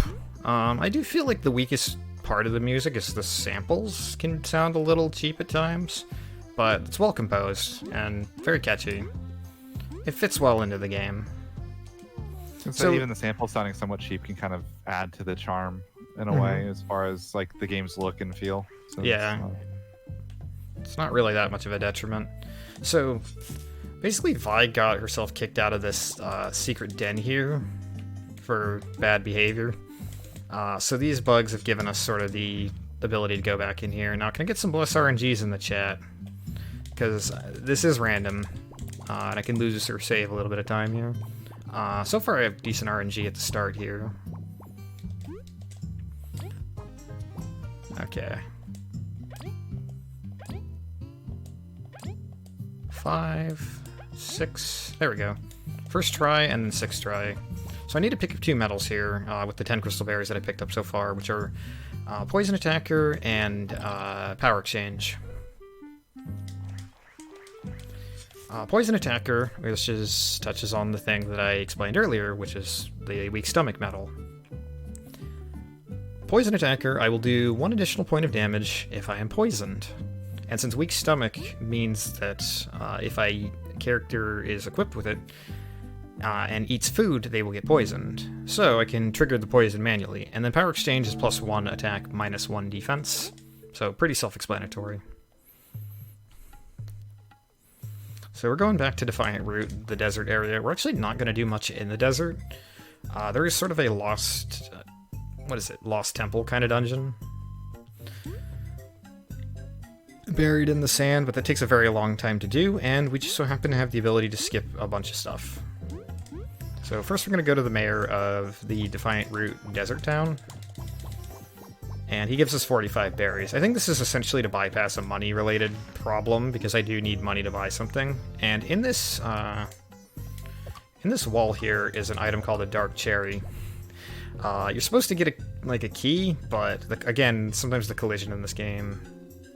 I made a mistake here, I have to go down to this well here. Sometimes the collision in this game can be a little bit janky, so I can just throw the Boomerang at the right position to grab the Dark Cherry. And it's basically like... it's your gold bar. It sells for a ton of money.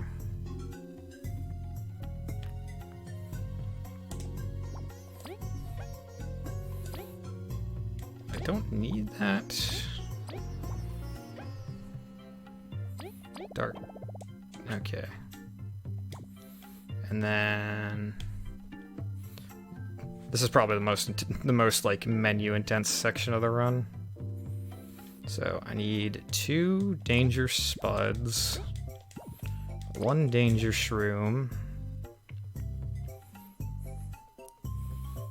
and this is all for cooking. 2 flour. I want to cook a spicy berry and a bag of flour, and this will get me a spicy candy, which gives me the plus the strength bonus, as well as heal 5 TP. Let's see. Need Danger Shroom and a bag of flour, and that will create a poison cake, which heals a bunch of TP, but poisons me. And then Spicy Berry and Danger Spud. And these will give me Spicy Fries, which heal 4 HP and give me the +1 status increase.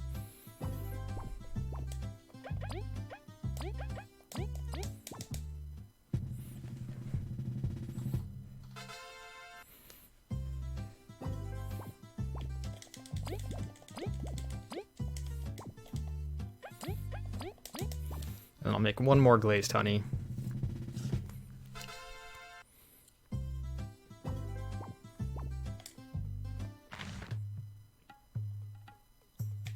And then I need to store the spicy candy because inventory management.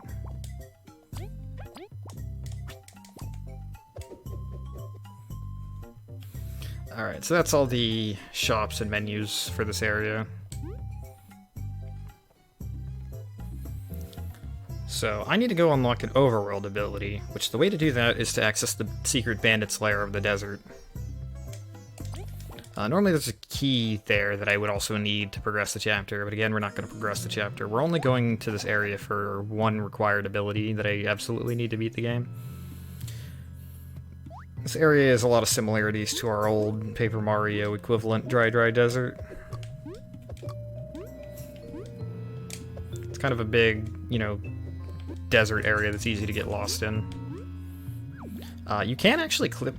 There is a way to clip behind this gate here, but the loading zone for the bandits hideout does not exist until after you've opened the key. So is that just a soft lock then, or do you have to clip back out?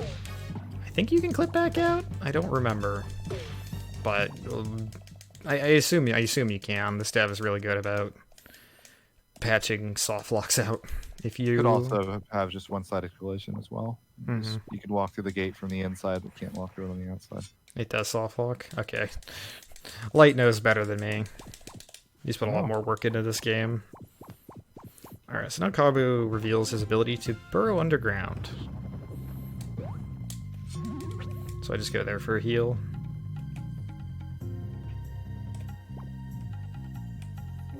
Might be able to get this little skip big here. enough for everyone else to go through. Ah, darn. I was gonna give it one try. You could sort of just barely bypass him. This is a stealth section, by the way.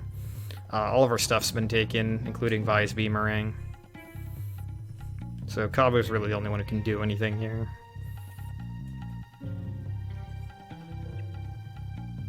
Figured I'd give it one try. But yeah, you know, obligatory stealth underground section. as well? No, they don't. But if you run into them while underground, I've occasionally had it happen where I just shoot back out. But they can't see me while I'm underground.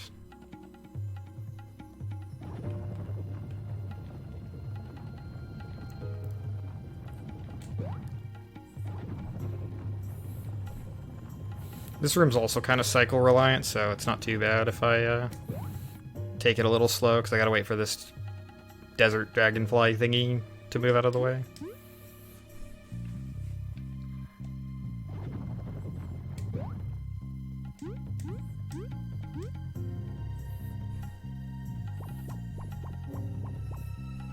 So that book right there is a lore book. There's like 20 of them scattered throughout. They give you a lot of backing info on the game.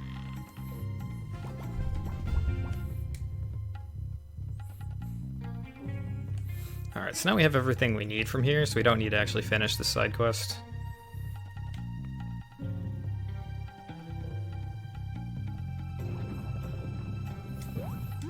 Voila, back to town.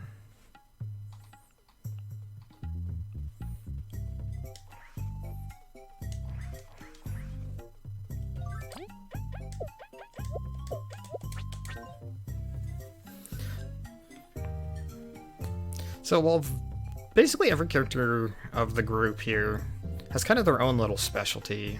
Leif tends to be really good at killing groups of mobs.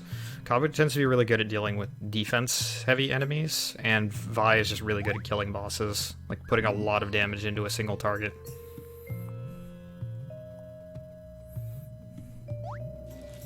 That was a slight mistake, but I can deal.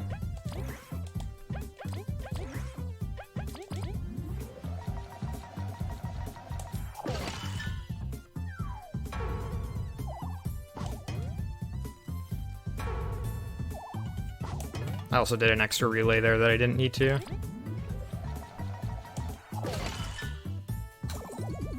That's fine.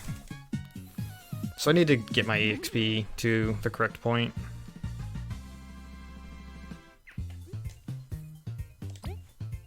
And this is MP. Normally I menu faster, but I want to make absolutely sure I have everything right this time. So gonna go back to Golden Settlement and just reset the spawns in this area.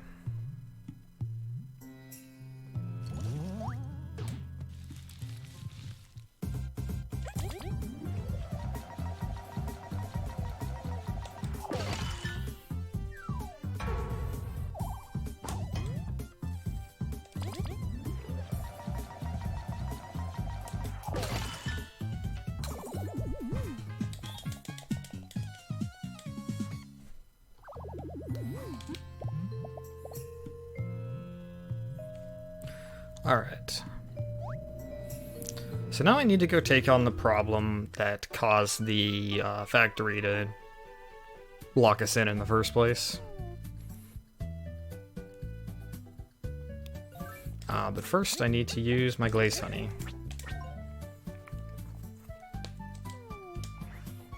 Now this is actually a side quest, but it activates a path that's meant to be sort of like a shortcut later down the line that we shouldn't actually access fully, but again, this is a pretty glitched video game.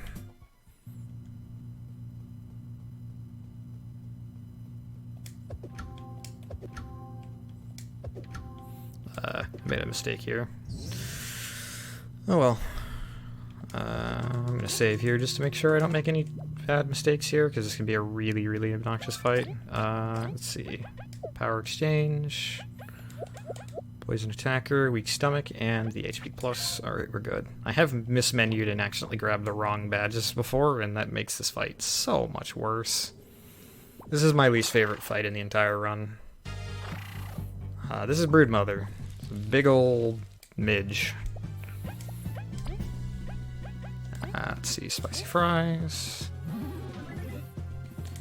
The reason this fight's so frustrating to me is she has a decent chance of killing Vi, which I do not want to happen, because Vi is the only one who can target airborne enemies. There would be a way around it in a worst-case scenario, but it would have to result in some rerouting later that I'd ideally not like to have to make.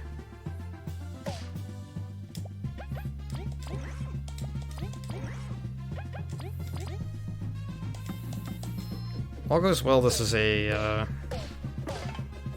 3-turn fight.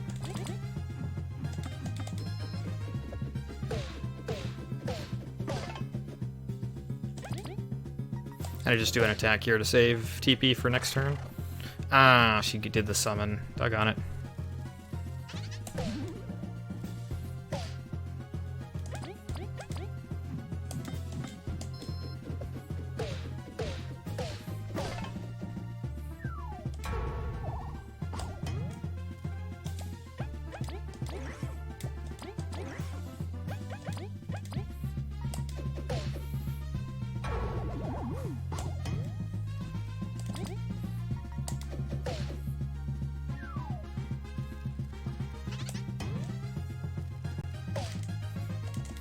Okay, we got through this fight relatively without a problem.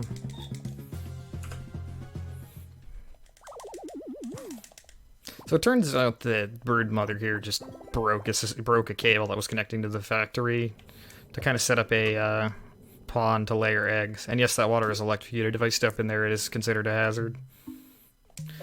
Alright, so this is a shortcut to the grasslands, which is where the Wasp Kingdom is actually located. There's this fence here that I'm not supposed to be able to get to, but there's a switch on the other end here. So by using lag generation, yet again, thanks to holding down the print screen button, I can just shoot the boomerang through there and skip essentially the remainder of Chapter 4 and all but the final portion of Chapter 5.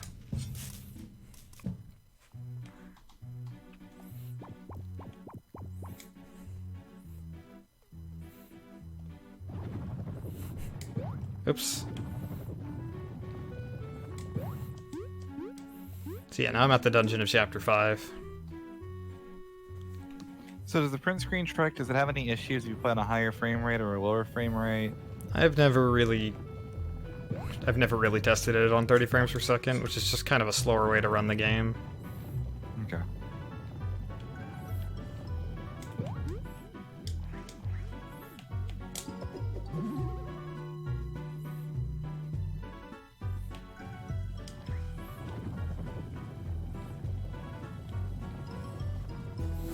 So again, using the print screen trick here to throw the boomerang through the wall. This one's one of the more complicated throws. Burrow myself under there just so I don't accidentally trigger the vision of the wasp there.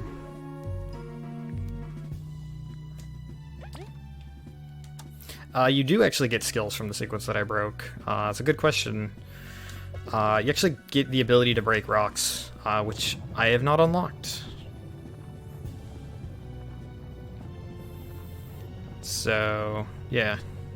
Is there a reason for that? Like, does the game just expect you to have it in this area so you have the ability to do it? Or You need it to make progress in the game, but there's glitches to get around every instance where you would need it in the game, so we could just skip getting it. It was a soft luck. We had wondered how we were going to bypass for the longest time, but it was in the route for a good while.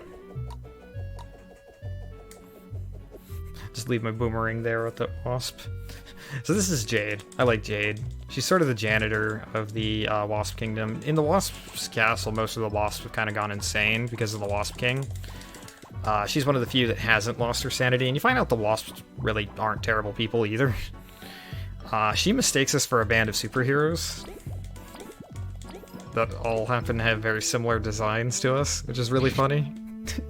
So she's like, please stay here and rest. Let me sell you my stuff. And she sells Jade Stew, which is a really, really useful healing item that heals 7 HP and 7 TP for 7 money, or 7 berries. So just very good value healing item there.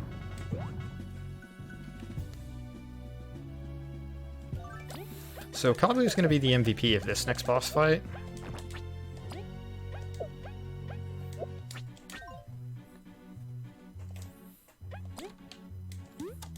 So I'm going to put all the stuff onto him.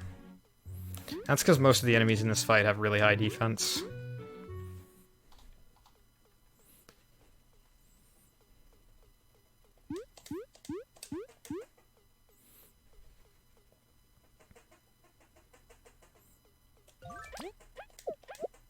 Thank you. Thank you, Light, for having my back.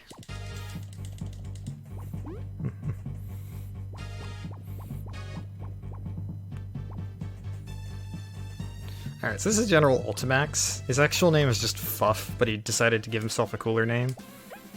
Alright. So I'm going to heal Kabu here, which is going to trigger the poison effect.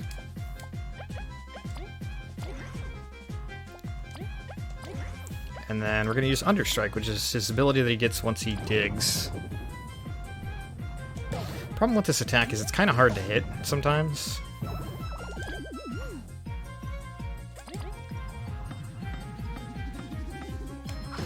These enemies all have a pretty good amount of defense. What the heck? Oh, I made a mistake there.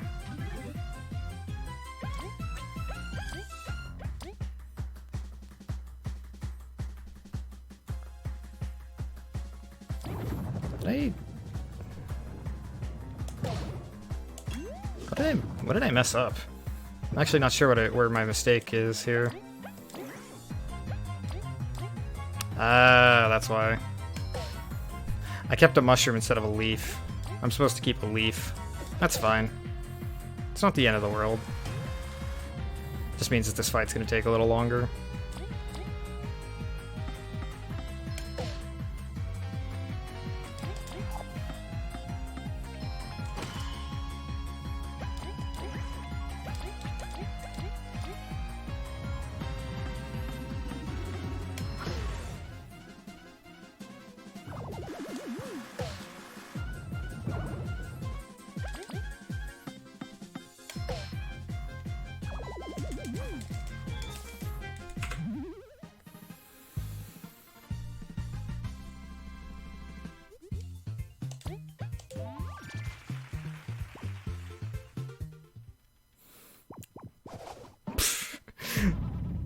I love that cutscene.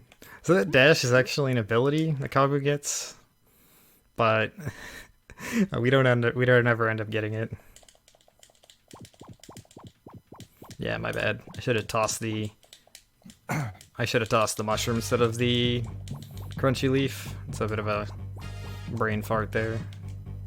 Yeah, I happen to have a very loud keyboard. We're nerds. Nerds have loud keyboards. It's just a rule. Hey man, I love the clicky clack. Click clack lumberjack. Which is an actual game, by the way. It's a Korean board game where you break pieces of wood off of a tree. Yeah, but even the bad bugs are good, Mr. Shasta.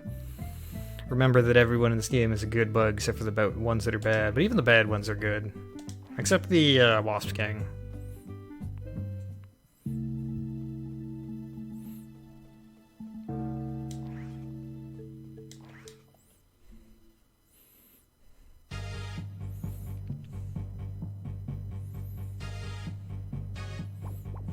This is the Wasp King. You get an introduction to him earlier in an unwinnable fight, but because we skipped the precursor to Chapter 5, this kind of just ends, and we'll get incinerated. So the Wasp King, he originally wasn't this powerful, but he came into possession of fire magic, which is kind of the worst nightmare of any bug. And he can cause the wasps to go insane and bend to his will. But everything was okay until the fire magic attacked. Yep. This cutscene's actually really cool. So the entire game, you're kind of led to believe that Elizant is like trying to find the everlasting sapling for her own ends to, like, you know, become a tyrant. Because they'll say that she's like leaning towards a tyrant, but it turns out she's just actually very single-minded because she has no confidence in herself as a leader. And she wants to bring her mother back, who can, like, you know, rule the Ant Kingdom, like, properly, because she doesn't consider herself a worthy successor.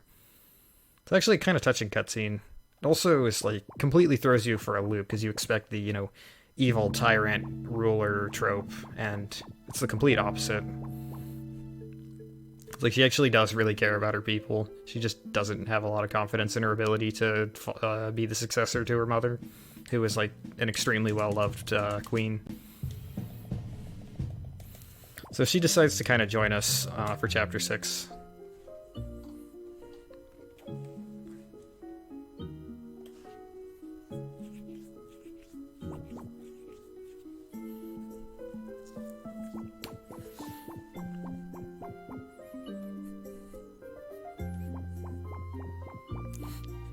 Sadly, Ghoul's favorite animation of Zasp throwing the smoke bomb doesn't apply here. Dang. I don't know, Zasp's just got good animations in general. Mm-hmm. So I also love, like, the ninja star throwing in the boss fight and stuff. Are also really cute.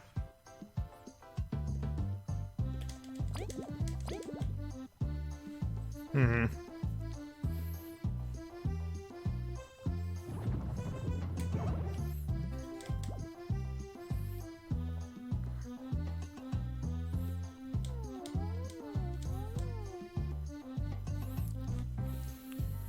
So, Queen Elizant says that probably the best person to talk to, now that all the artifacts have been basically stolen by the Wasp King, is the Termite King and Queen, who live in an area called the Forsaken Lands, which is kind of cast away from the rest of the Kingdom of Bulgaria. Now, normally, I'd need to have the ability to break rocks, but I don't have that ability, so instead, I'm gonna do this. There's just a little bit of a seam over the boulders there that lets us get past there. And this is actually one of the things that is relevant to the patches, because that was originally in the game, but it would soft lock you.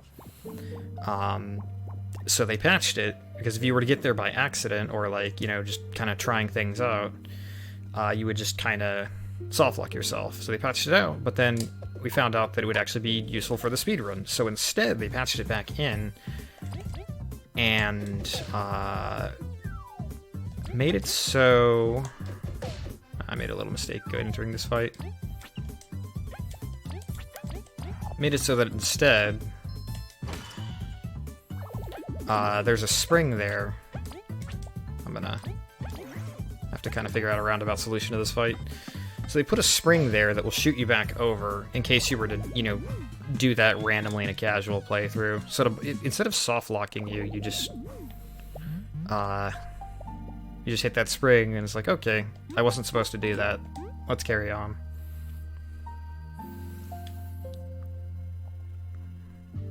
So now we're finally gonna unlock Vi's true potential, because she could always fly, she just never wanted to.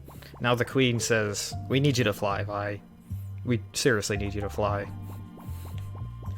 So, one thing I've also been doing a lot is buffering jump inputs into Boomerang throws. You can actually buffer a jump input into a flight to get extra height, and this allows me to go over here, which completely sequence breaks this area. So I want Poison Attacker, Weak Stomach, Power Exchange, and then, yeah, I want all those. So yeah, I've just skipped most of the Forsaken Lands. Just by buffering a jump input into a flight.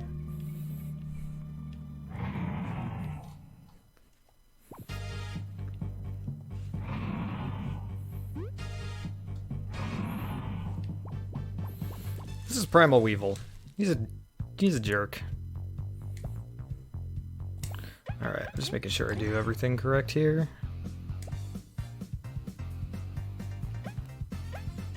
Spicy fries on Vi. So Primal Weevil here has 65 HP. Could be quite a bit of HP to take down. He also has 1 defense, so I'm gonna resort to Hurricane Spin. Hurricane Toss. This is gonna pummel him.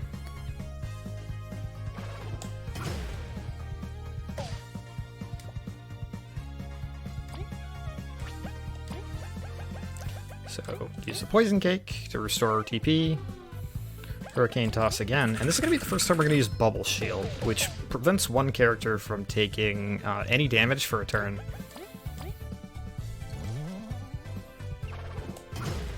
So it's like invisibility in a Paper Mario game. Mm-hmm.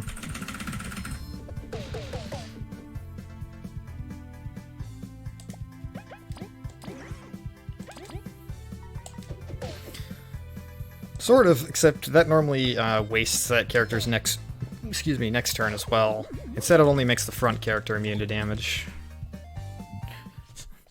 Yeah, I still bothered to block the hit because it's reflex.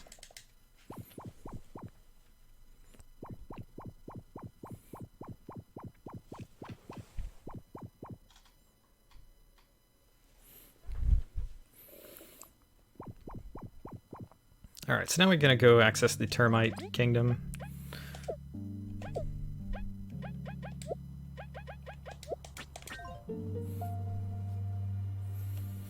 Sad thing is, Forsaken Lands has probably one of the better tracks in the game, like just outright.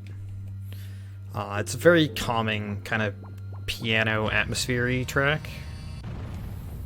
But, yeah. So we don't get to hear much of it anymore.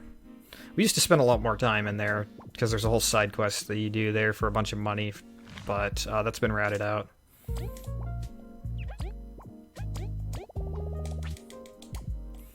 So, 2 squashes and 2 Mega Rush trademark.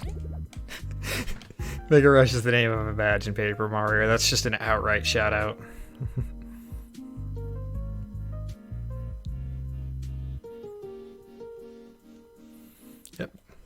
Yep, this game is out on PC. It's been out on PC since last November. That's where a lot of the patches have come into play. And PS4, Switch, and Xbox One as of yesterday. Well, technically 2 days ago, but still. It's pretty great. It has a lot of inspiration from Paper Mario, but I think it really stands on its own feet. I think the turn relay system adds a lot of dynamic to the combat. There's some really cool abilities that are optional and side quests that are really fun to use that I sadly don't get to showcase in an any % run, but yeah, those are there.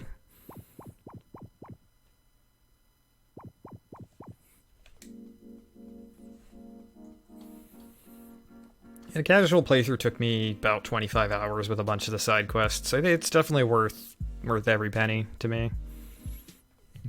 Not to mention you've probably gotten a few hundred since then with. Yeah, I have about 100. I have about 100 on my Steam. Some of the runners have a lot more than me, admittedly. So I'm gonna take the elevator here in the inn to use the microwave. It's gonna cook a spicy berry and a squash to make 2 squash tarts.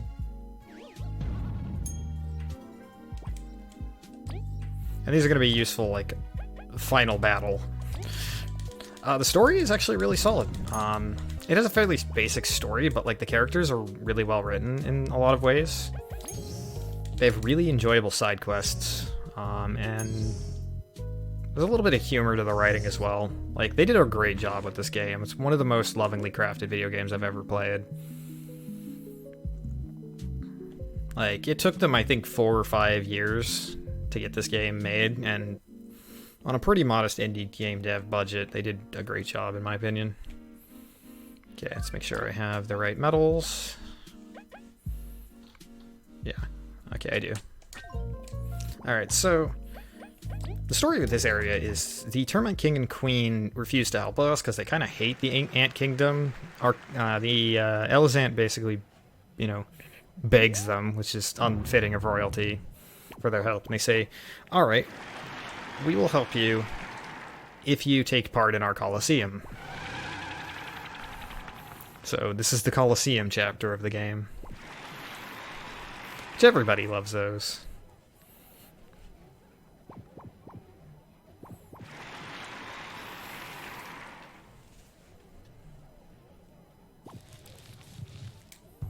So I'm going to immediately use Understrike with Kabu here. Because this enemy in the front has 4 HP, but like 4 defense. Oh shoot, I forgot to switch him to the front. This is not too bad.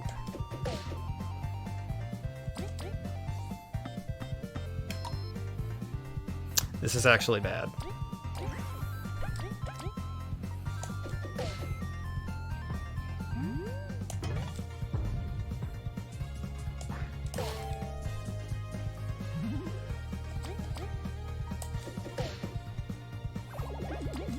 It's fine, everything's fine, this is fine. Made one little mistake there, but it's not the end of the world. And I'm going to level up after this next fight, so I don't have to worry about HP. And this next fight's going to be 1 turn. So now the termites send out their 2 most powerful guards.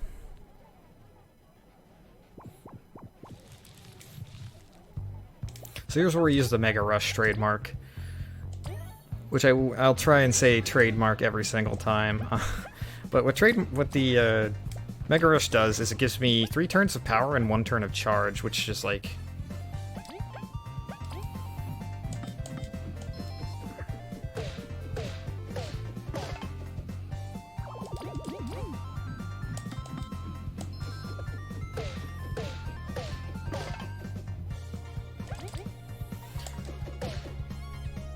That was a slight mistake. That's fine. This is fine. So charge does 1 additional point of damage once, but it's separate. It's a separate status from. Power up.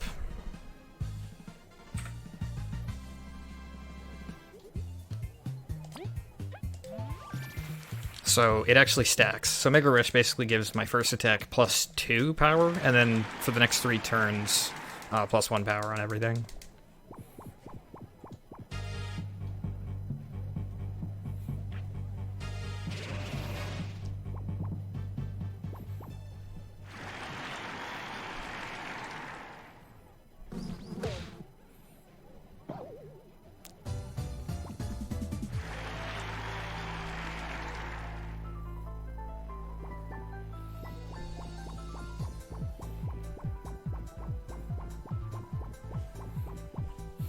So, instead of having to refight the Primal Weevil, our final obstacle here is the beloved duo of Zasp and Mothiva in their second and final fight. Okay, Mega Rush again. And once again, the strat is just destroy Moth Evo.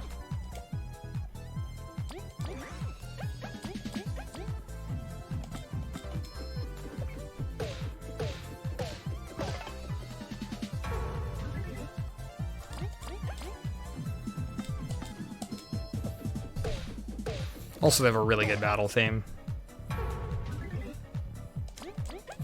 It's just enough to kill her 34 HP.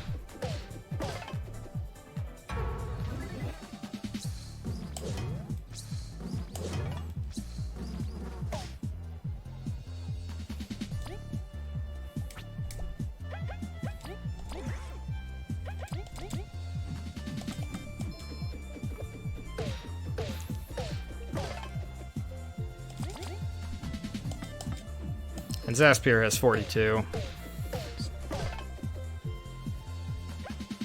So once again, gonna make sure Vi guaranteed will not die here.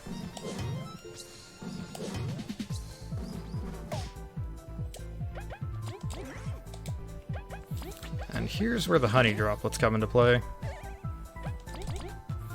So even though I don't have the power-up from the spicy anymore, I still do have +2 strength from the power exchange and poison attacker medals, so I do a ton of damage.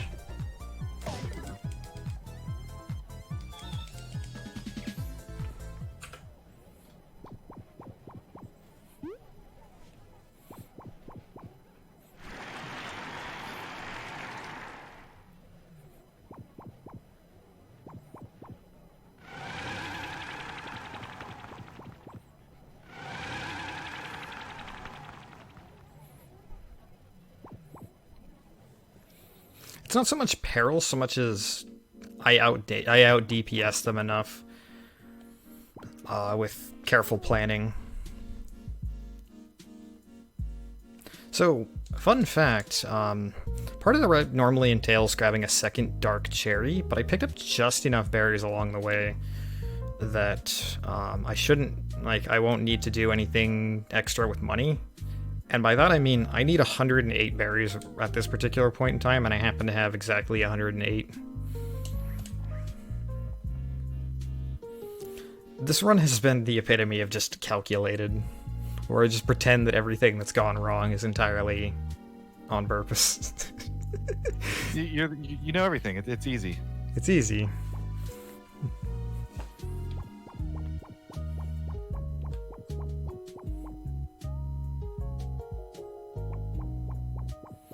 Yeah, and as a note, quick, huge shoutouts again to Light here in the chat. If you want to follow me for this game, be sure to follow him as well. Like, he's put together so much of the work into this game. He has the record at the moment as well.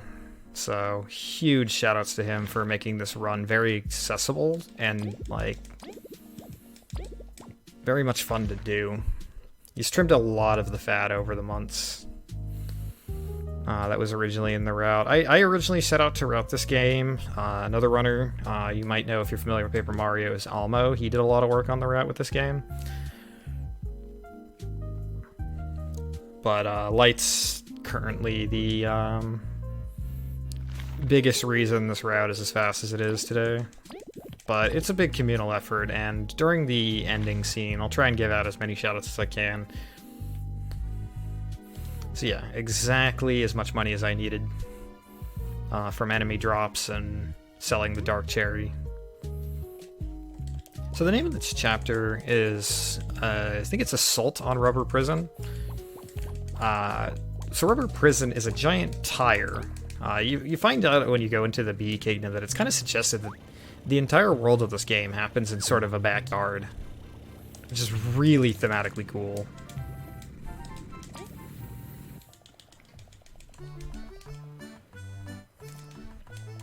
And there's a giant tire off on the side, which the Ant Kingdom uses as their prison.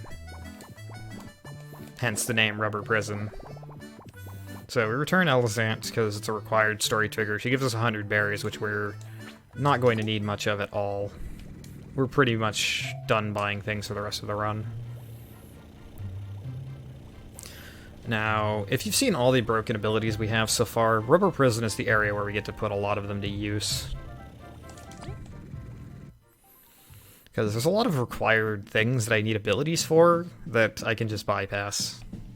Can I get a little bit of Bless RNG in the chat for this one? Because whether or not I can do this trick is kind of random. And if I don't get it, then I'll have to trigger an encounter and try again.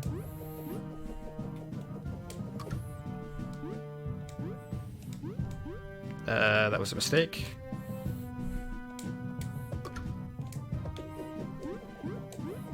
So yeah, the Wasps have taken over the prison here.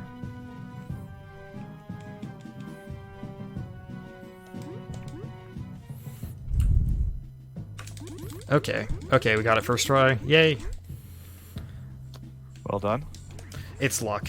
It's not a skill trick there. It's entirely like luck, whether or not lagging the game will allow me to clip out of the wall there. But yeah, that's essentially what happens there. Is I lag the game by getting trapped behind that gate there. And then there's like a chance it doesn't work, and I've been stuck there for like minutes on end before. So if it works first try, it's really nice. So that allows me to skip a good solid like 40% of this dungeon, as well as, you know, being able to complete the game at all in a state where I don't have every ability. So how long, or so, I mean, how much time would that save, assuming you had all the abilities and did the dungeon normally? Gosh, a couple minutes. It's substantial. It's not like... Oh, shoot. That's bad. It's substantial. It's not game busting. Oh, wow. That was like... that. Whatever it threw at you was kind of hidden by the staircase. For real. This is just time loss. This isn't a big deal.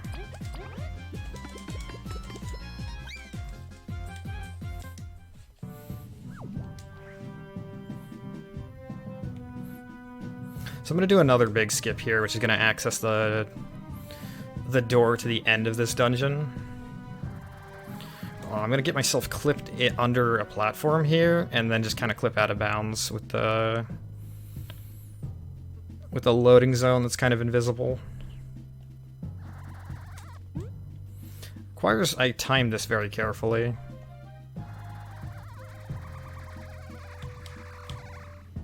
Okay. The nice thing about this trick is if I fail it, hazards such as the water on the outside reset me back up here, like basically right next to the last loading zone I was at. So I can try again without having to like redo, you know, portions of the dungeon.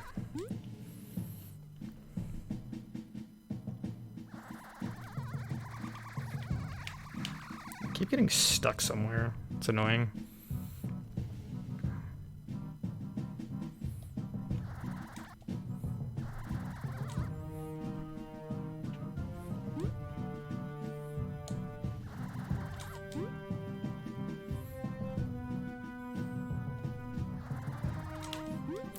This is annoying.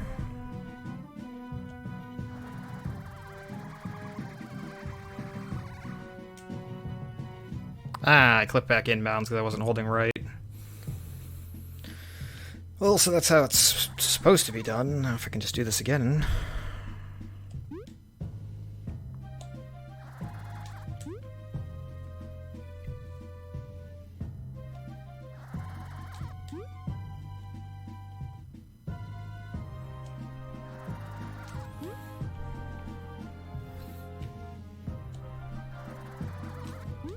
Going a little too early.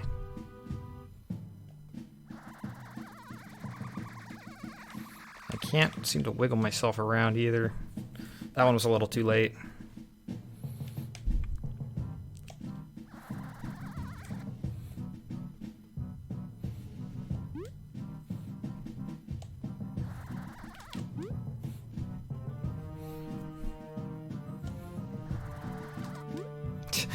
I appreciate the bless RNG, even though this is entirely skill.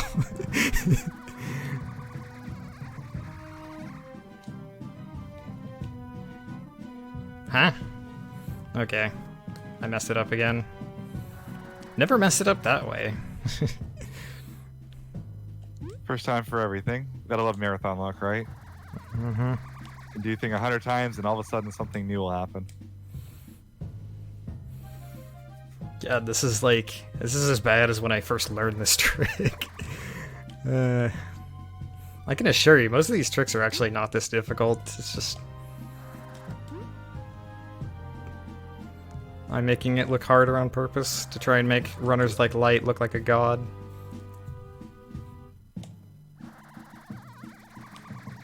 Ah, clip back in. Less skill. That needs to be an emote. Okay, that's definitely too low.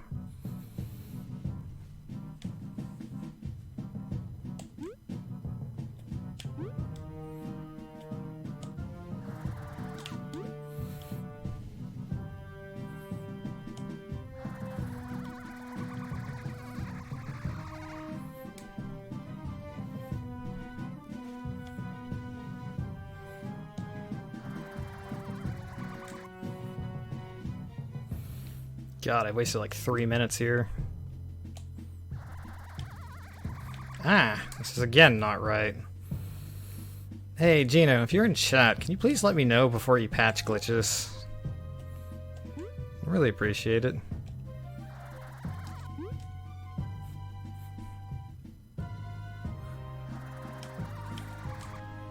Ah, what is...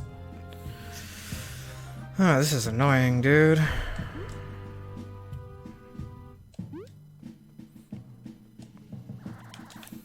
Gonna be brushing up against estimate, I think. Come on.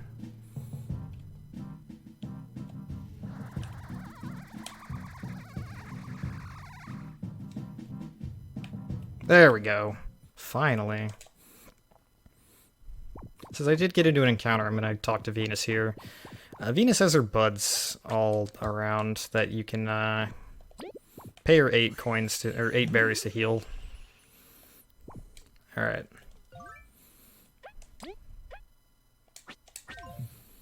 So it's in the run of calculated. Might as well have the estimate be calculated as well, right? I know, right? Alright, so our old buddy Ultimax is gonna try and fight us again, this time in a tank. If it isn't apparent that he's a reference to General Guy, I don't... by now. Well, I just told you, so you know it. Okay. Gonna Mega Rush. Drop a Burly Bomb to lower its defense. And then, Relay. Ultimax tank here has, a number of HP that I won't repeat, but you can probably guess what it is.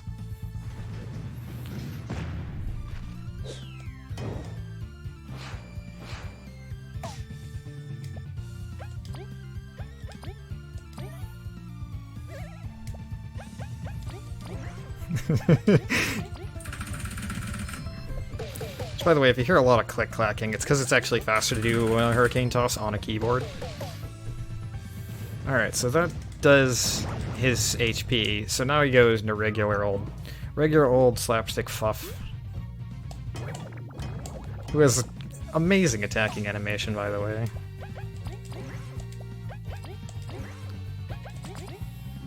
He only has 20 HP in this phase. Vi tends to die on this part, so this is actually going to be a pretty good fight, because I typically lose her in this fight, and I just have to slap him down with Leif and Kabu.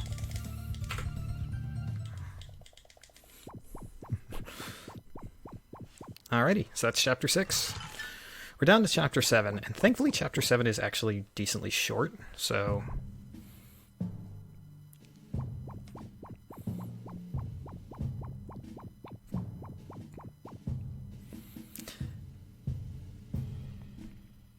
yeah.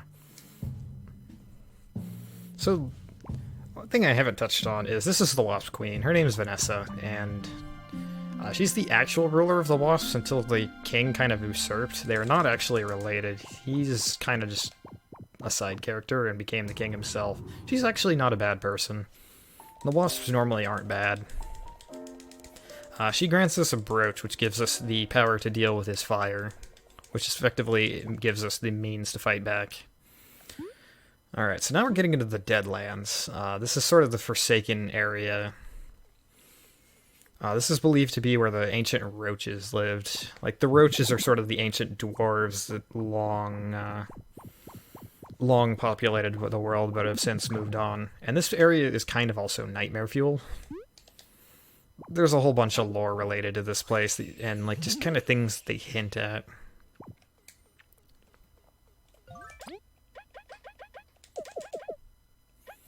Let's put 8 power. Okay. I'm using the safer strat for this one, but it involves a menu that I didn't practice as much, so yeah. Yeah. So this is the eye. It's kind of the creepy thing. So yeah, if you're familiar with like the Shadow Temple in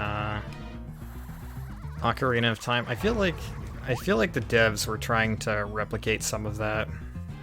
So I actually took a hit there because the last thing I want is for the eye to catch me and drop a Deadlander on me while I'm in midair.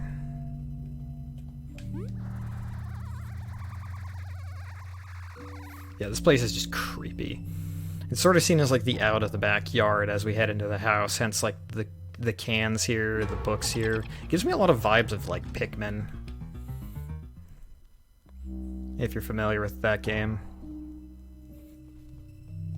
So go over here, buffer a fly input here, and then we're gonna fly over to these coins. Shoot. Okay. Try and lure him away.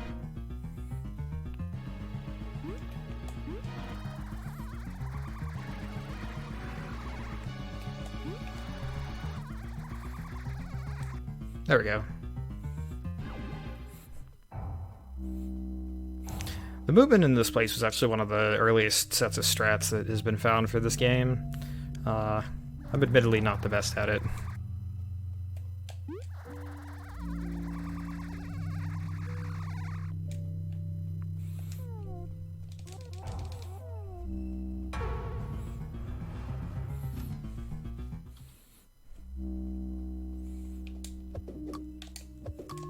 I'm gonna make a save here just in case.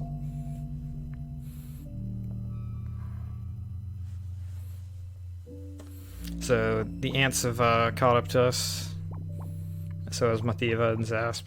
This is gonna be the one time we get to see Maki. Maki joins us in Chapter 5 as like an ally. He does like 6 damage. Okay, let's make sure I do this. Mega Rush on Kaboo. Burly Bomb.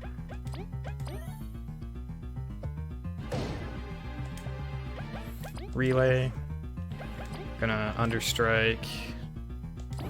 First 2. These guys have a ton of HP, by the way. Like, for regular enemies, they have a lot of HP.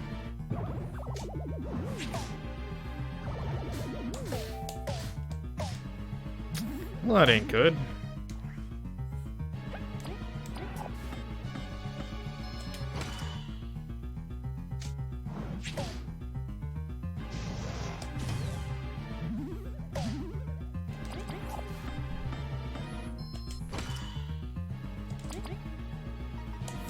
One in the back here is like 30-something HP. 35. Bye, Kabu.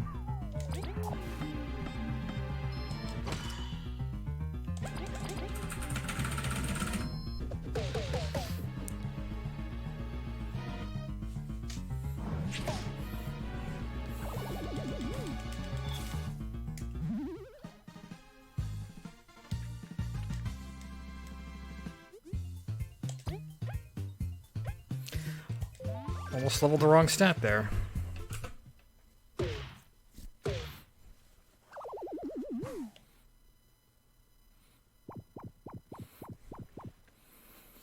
Alright, so the next place we're going to, deeper into this decrepit looking house, is the freezer. which I have seen many bugs in freezers. Those aren't really two things that go together. Fun fact, I once had an ant colony, or an ant line try to, not ant line, but like a line of ants try to invade my house, and my fridge, and they ended up going into the freezer. And it's just funny because I had a side-by-side freezer-fridge combination. So they just picked wrong and paid the price for it.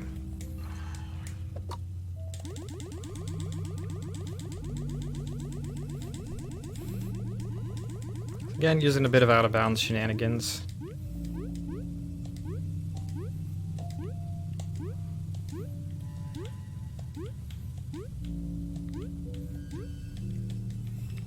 I messed up my position, but I still save a little bit of time doing this. Gonna use some old backups here.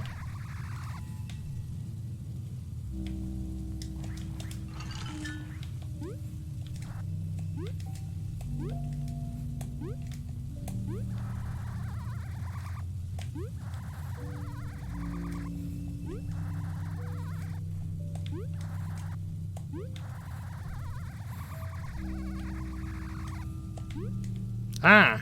It didn't buffer my input in correctly. The timing on trying to buffer a jump into a fly can be, finicky, let's say the least.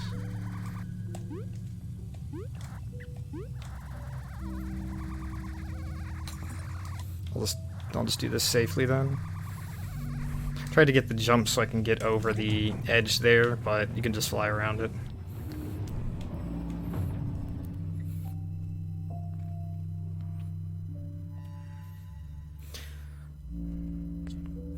And here we find the land of the Roaches. There's a lot of lore and stuff in the lore books about the Roaches, but essentially they moved on from Bulgaria and are sort of like living fossil people in a way, like an ancient civilization with its few remaining members. And they're here to guard the Sapling, which of course the Wasp King kind of just incinerated them, so they can't really fight back.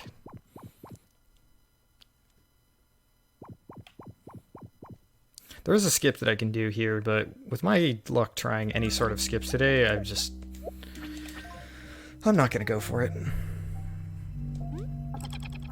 Saves a very small amount of time.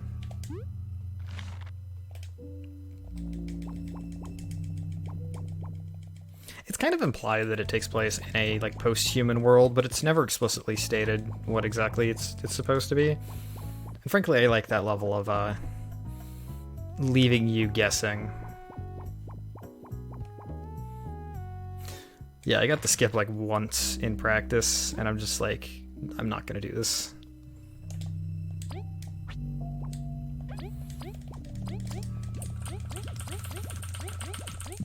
Alright, so now I have all my stuff taken out.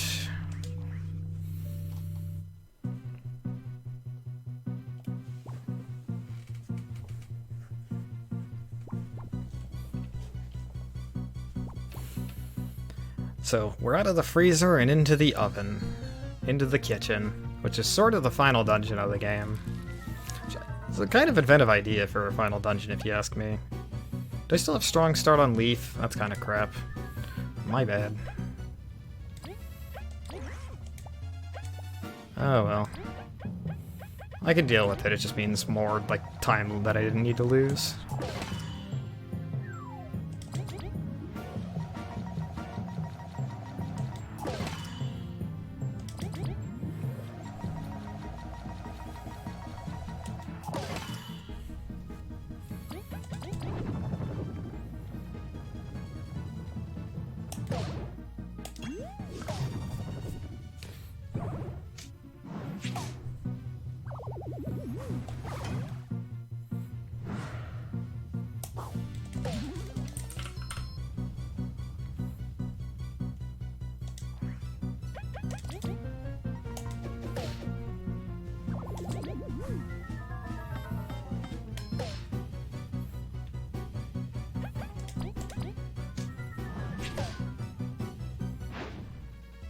How is he not dead? I'm like not counting HP.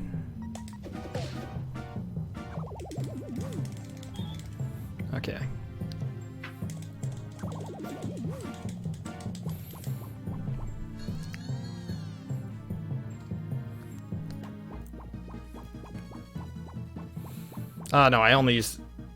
Yeah, I did actually. I tend to alternate between the two for certain attacks. Okay, let's make sure I have the right things equipped, because this next fight sucks. I assume mostly anything that requires mashing, just so you can mash in multiple places. Mm-hmm. Shoutouts to Cosmic the Dolphin. Oh, I love you, Cosmic. I found that as a thing that you can do in a surprising amount of PC games. It's one of those like nice quality of life things where it's like if you want to jump between controller and keyboard, they don't expect you to try to abuse it by doing the same thing on both at the same time.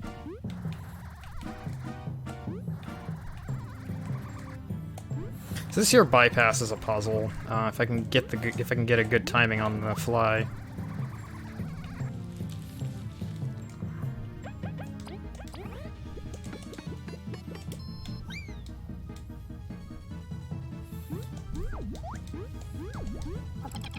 Sucks that the enemy had to see me there. This room used to be like the worst room in the game. Just because the ice block puzzle in here sucked really badly.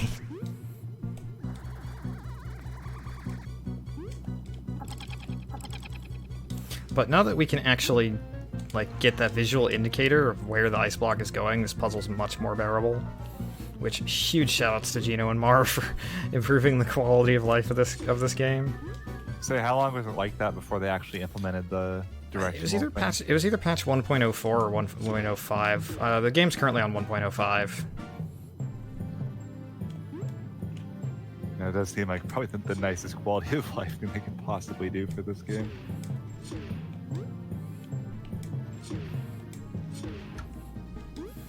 Yeah. So I actually, because I knew about buffering a jump into flight in my casual playthrough, I never actually learned what the intended solution to this puzzle is, so I just did the unintended one. I always love when that happens. Just when you do stuff that's completely unintended and realizes. It works.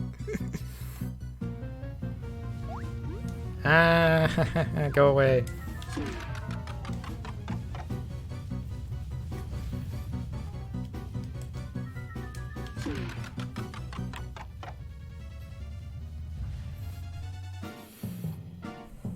Alrighty, so we had to turn off the oven to let the squad advance so that we can deal with the Wasp King properly.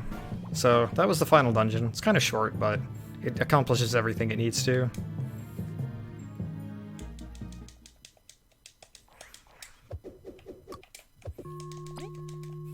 I'll save, why not?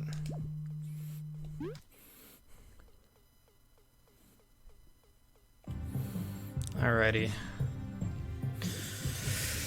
So this is the Wasp King. He has two phases, as is proper of all JRPG bosses. The first one, he has 90 HP and no defense, so he should only be a standard 3-turn fight.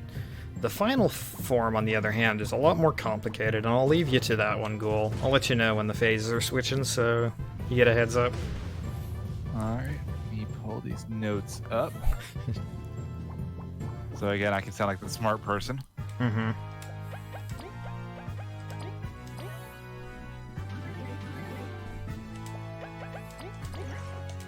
So notes are only for the second phase? Yes. Alright.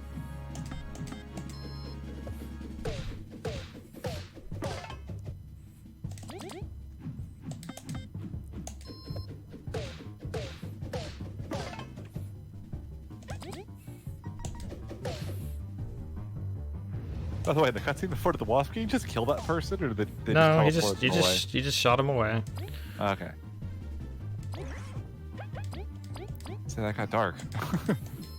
I mean, this game has some really dark stuff in it at points. It's done in a fairly tasteful way, but it can get pretty dark. Again, some of the characters' backstories. Alright, so Jade Stew.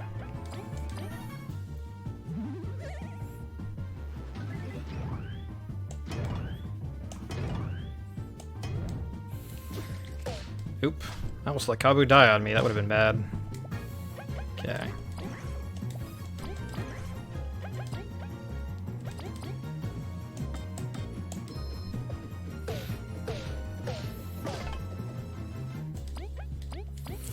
the one time we're going to see the use of Fly Drop, because it happens to do really good damage.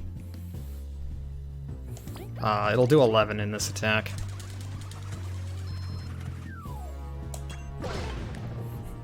It's a combo attack that does really good damage. Alrighty. So we've defeated the Wasp King, but he refuses to give up. So he takes the key that we never completed, that he somehow has completed, and unlocks the door, the chest, whatever this is supposed to be, containing the everlasting sapling. Although, he finds out, most of its power is kind of wilted away, but not all of it.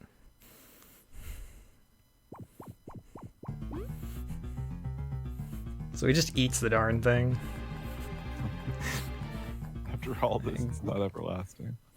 Yeah, so he gains some of his power. Alright. This is the Everlasting King. And Ghoul, I leave you to explain the mechanics while I try not to die here, because this is one thing goes wrong and this fight becomes hell. You got it. So this is the final boss, the Everlasting King. He has 55 HP, but that is very misleading since whenever he gets to 10 HP, he stops taking damage and then heals back to full. And he does this 2 times. So basically, it's about 135 HP, give or take a little bit, depending on if GK ends up over-damaging one of the 3 phases of the fight. GK is also extremely underleveled, so kind of has to do everything to kind of, within his own power to, beat the boss, since the game expects him to be many, many levels stronger than he is right now.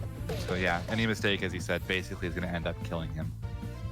So we're going to hopefully see no mistakes.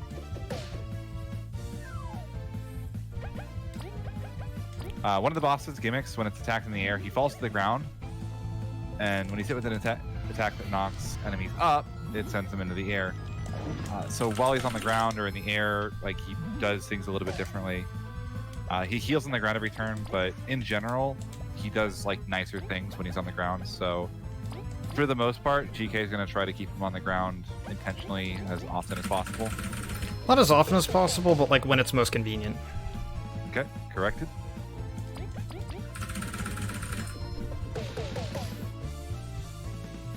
Yeah, so now we're on phase 2. Alright, so phase 2, he's got the Ancient Mask, which is going to call forth artifacts like the Key or the Tablet. They'll get in the way, and they'll also do extra attacks, and again, we're underleveled, so we don't have a ton of health.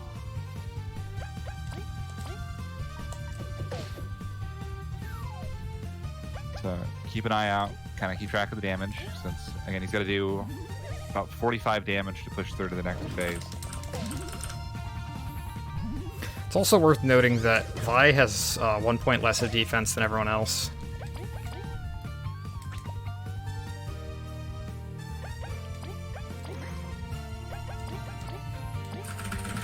I'm gonna send him back into the air and send him to phase 3. But first, I need to make sure I don't die. So I'm gonna use Bubble Shield all. So now we're on phase 3. Ghoul, you want to explain phase 3? Phase 3. He's going to summon 2 key pieces, meaning that Kabu has to get rid of 1. If he has both pieces, he makes a lightsaber and does 9 damage, which, as you can see by our health bars, would one-shot basically anybody. And if that happens, it's just game over. And GK'd have to load a save and restart the fight from the beginning, which would be very bad.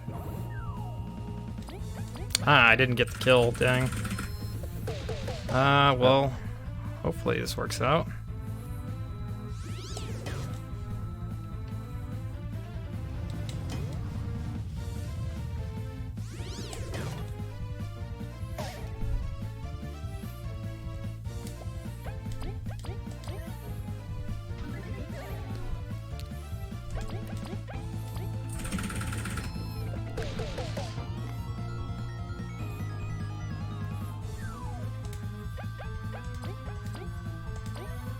So I don't think he can do that attack while he's on the ground, so we should be fine.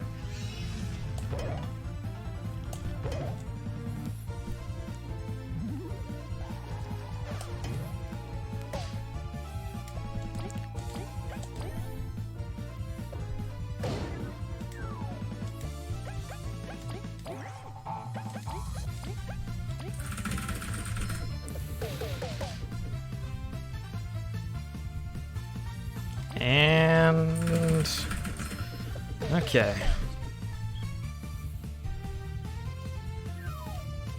And that is first try Everlasting King.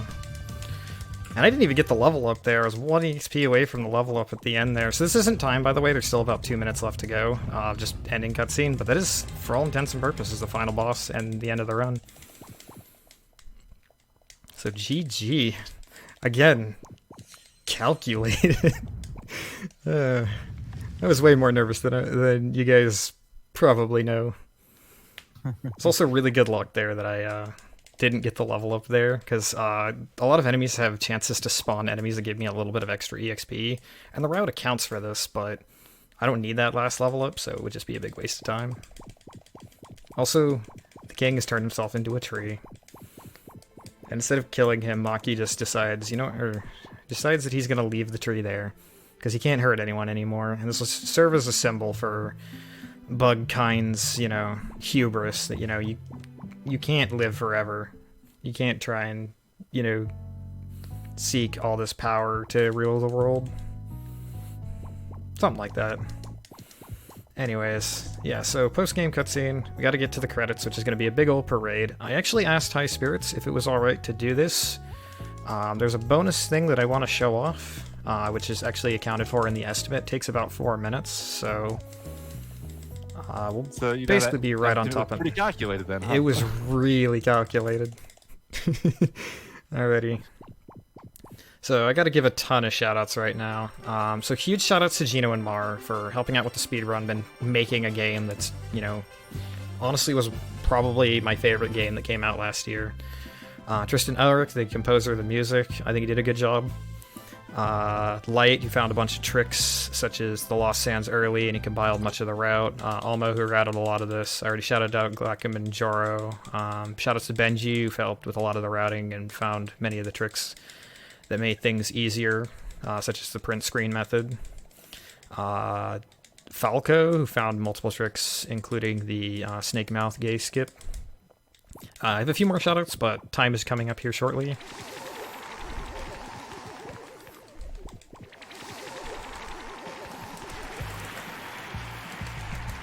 So time is on the fade out to white, and time. So we got credits here. I'm gonna skip through them. Mostly so I can get to the post-game thing. There's a lot of Indiegogo crowdfunder names here.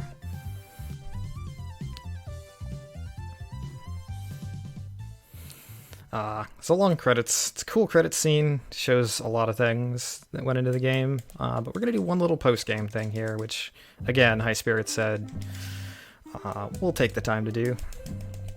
Shoutouts again to Rare Beef, who found stuff like a Honey Nation skip, which is the name of the trick that I did in the Honey Factory, skipped a mini-boss.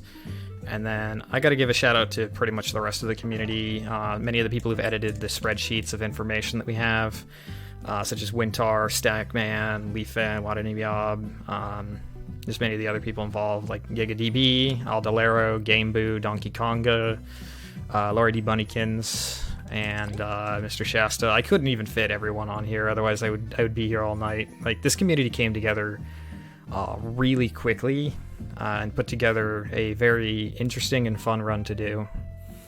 Full of glitches. There's multiple different categories to do. If you're not as interested in the glitchy stuff, there's glitchless. If you're interested in playing the game in full, there's all chapters. There's 100%, stuff like that. There's all kinds of ways to do this. But I've touched on one of the things with this game's story, which is that many of the characters in this game have really interesting little backstories. So we're going to do a post-game mission that's unlocked after the story mode. And it's sort of meant to bring Kabu's character arc to a close.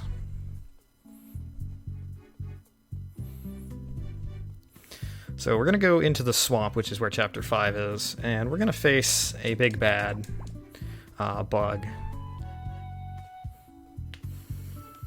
So Kabu ventured through these lands to try and, make it to the Ant Kingdom, but along the way his allies were slain, and now he has new allies, which he kind of in the story almost endangers in his quest for vengeance on the beast. So this is the beast. It's a giant centipede. Cue dubstep in the background.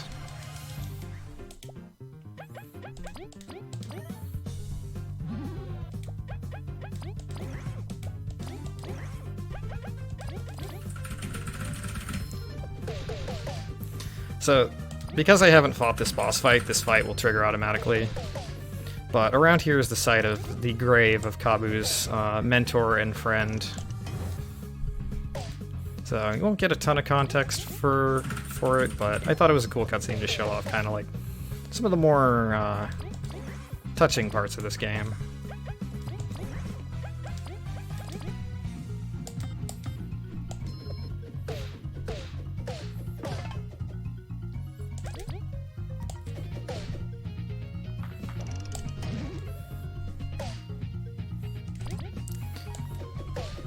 So the way the beast works is once he gets down to 10 HP, he goes into his desperation mode. And Kabu as a beetle becomes literally too angry to die.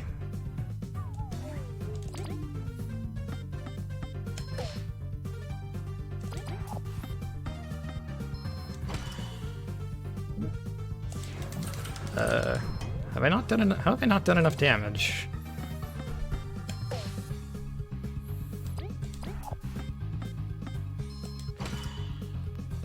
There we go. No, that's not it. I know I've calculated this before.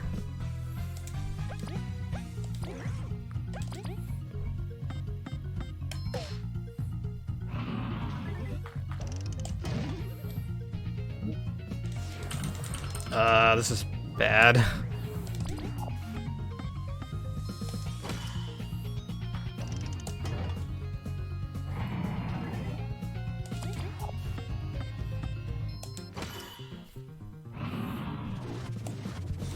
Yeah, break. Probably a good idea. Okay. Light with the strats here. This isn't anything I have ratted out. This is something I've done before. I'll try this again one more time.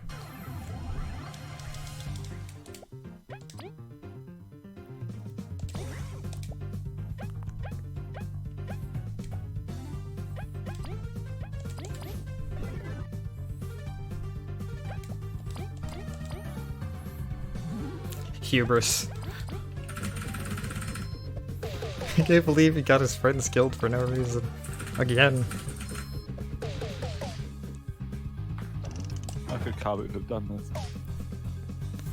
I can't believe you've done this.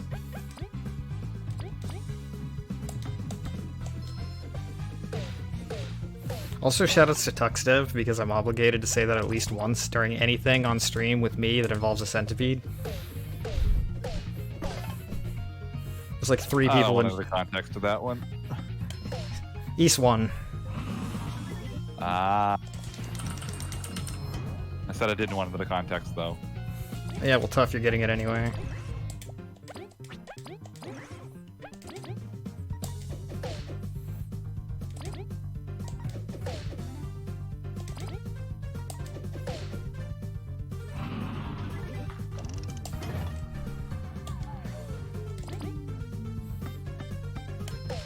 See, Tim gets it.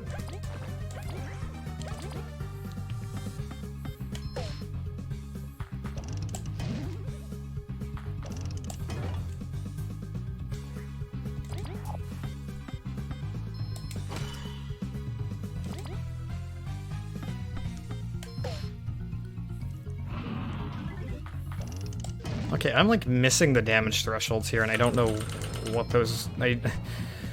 I don't know what I'm doing differently than what I've always done for this.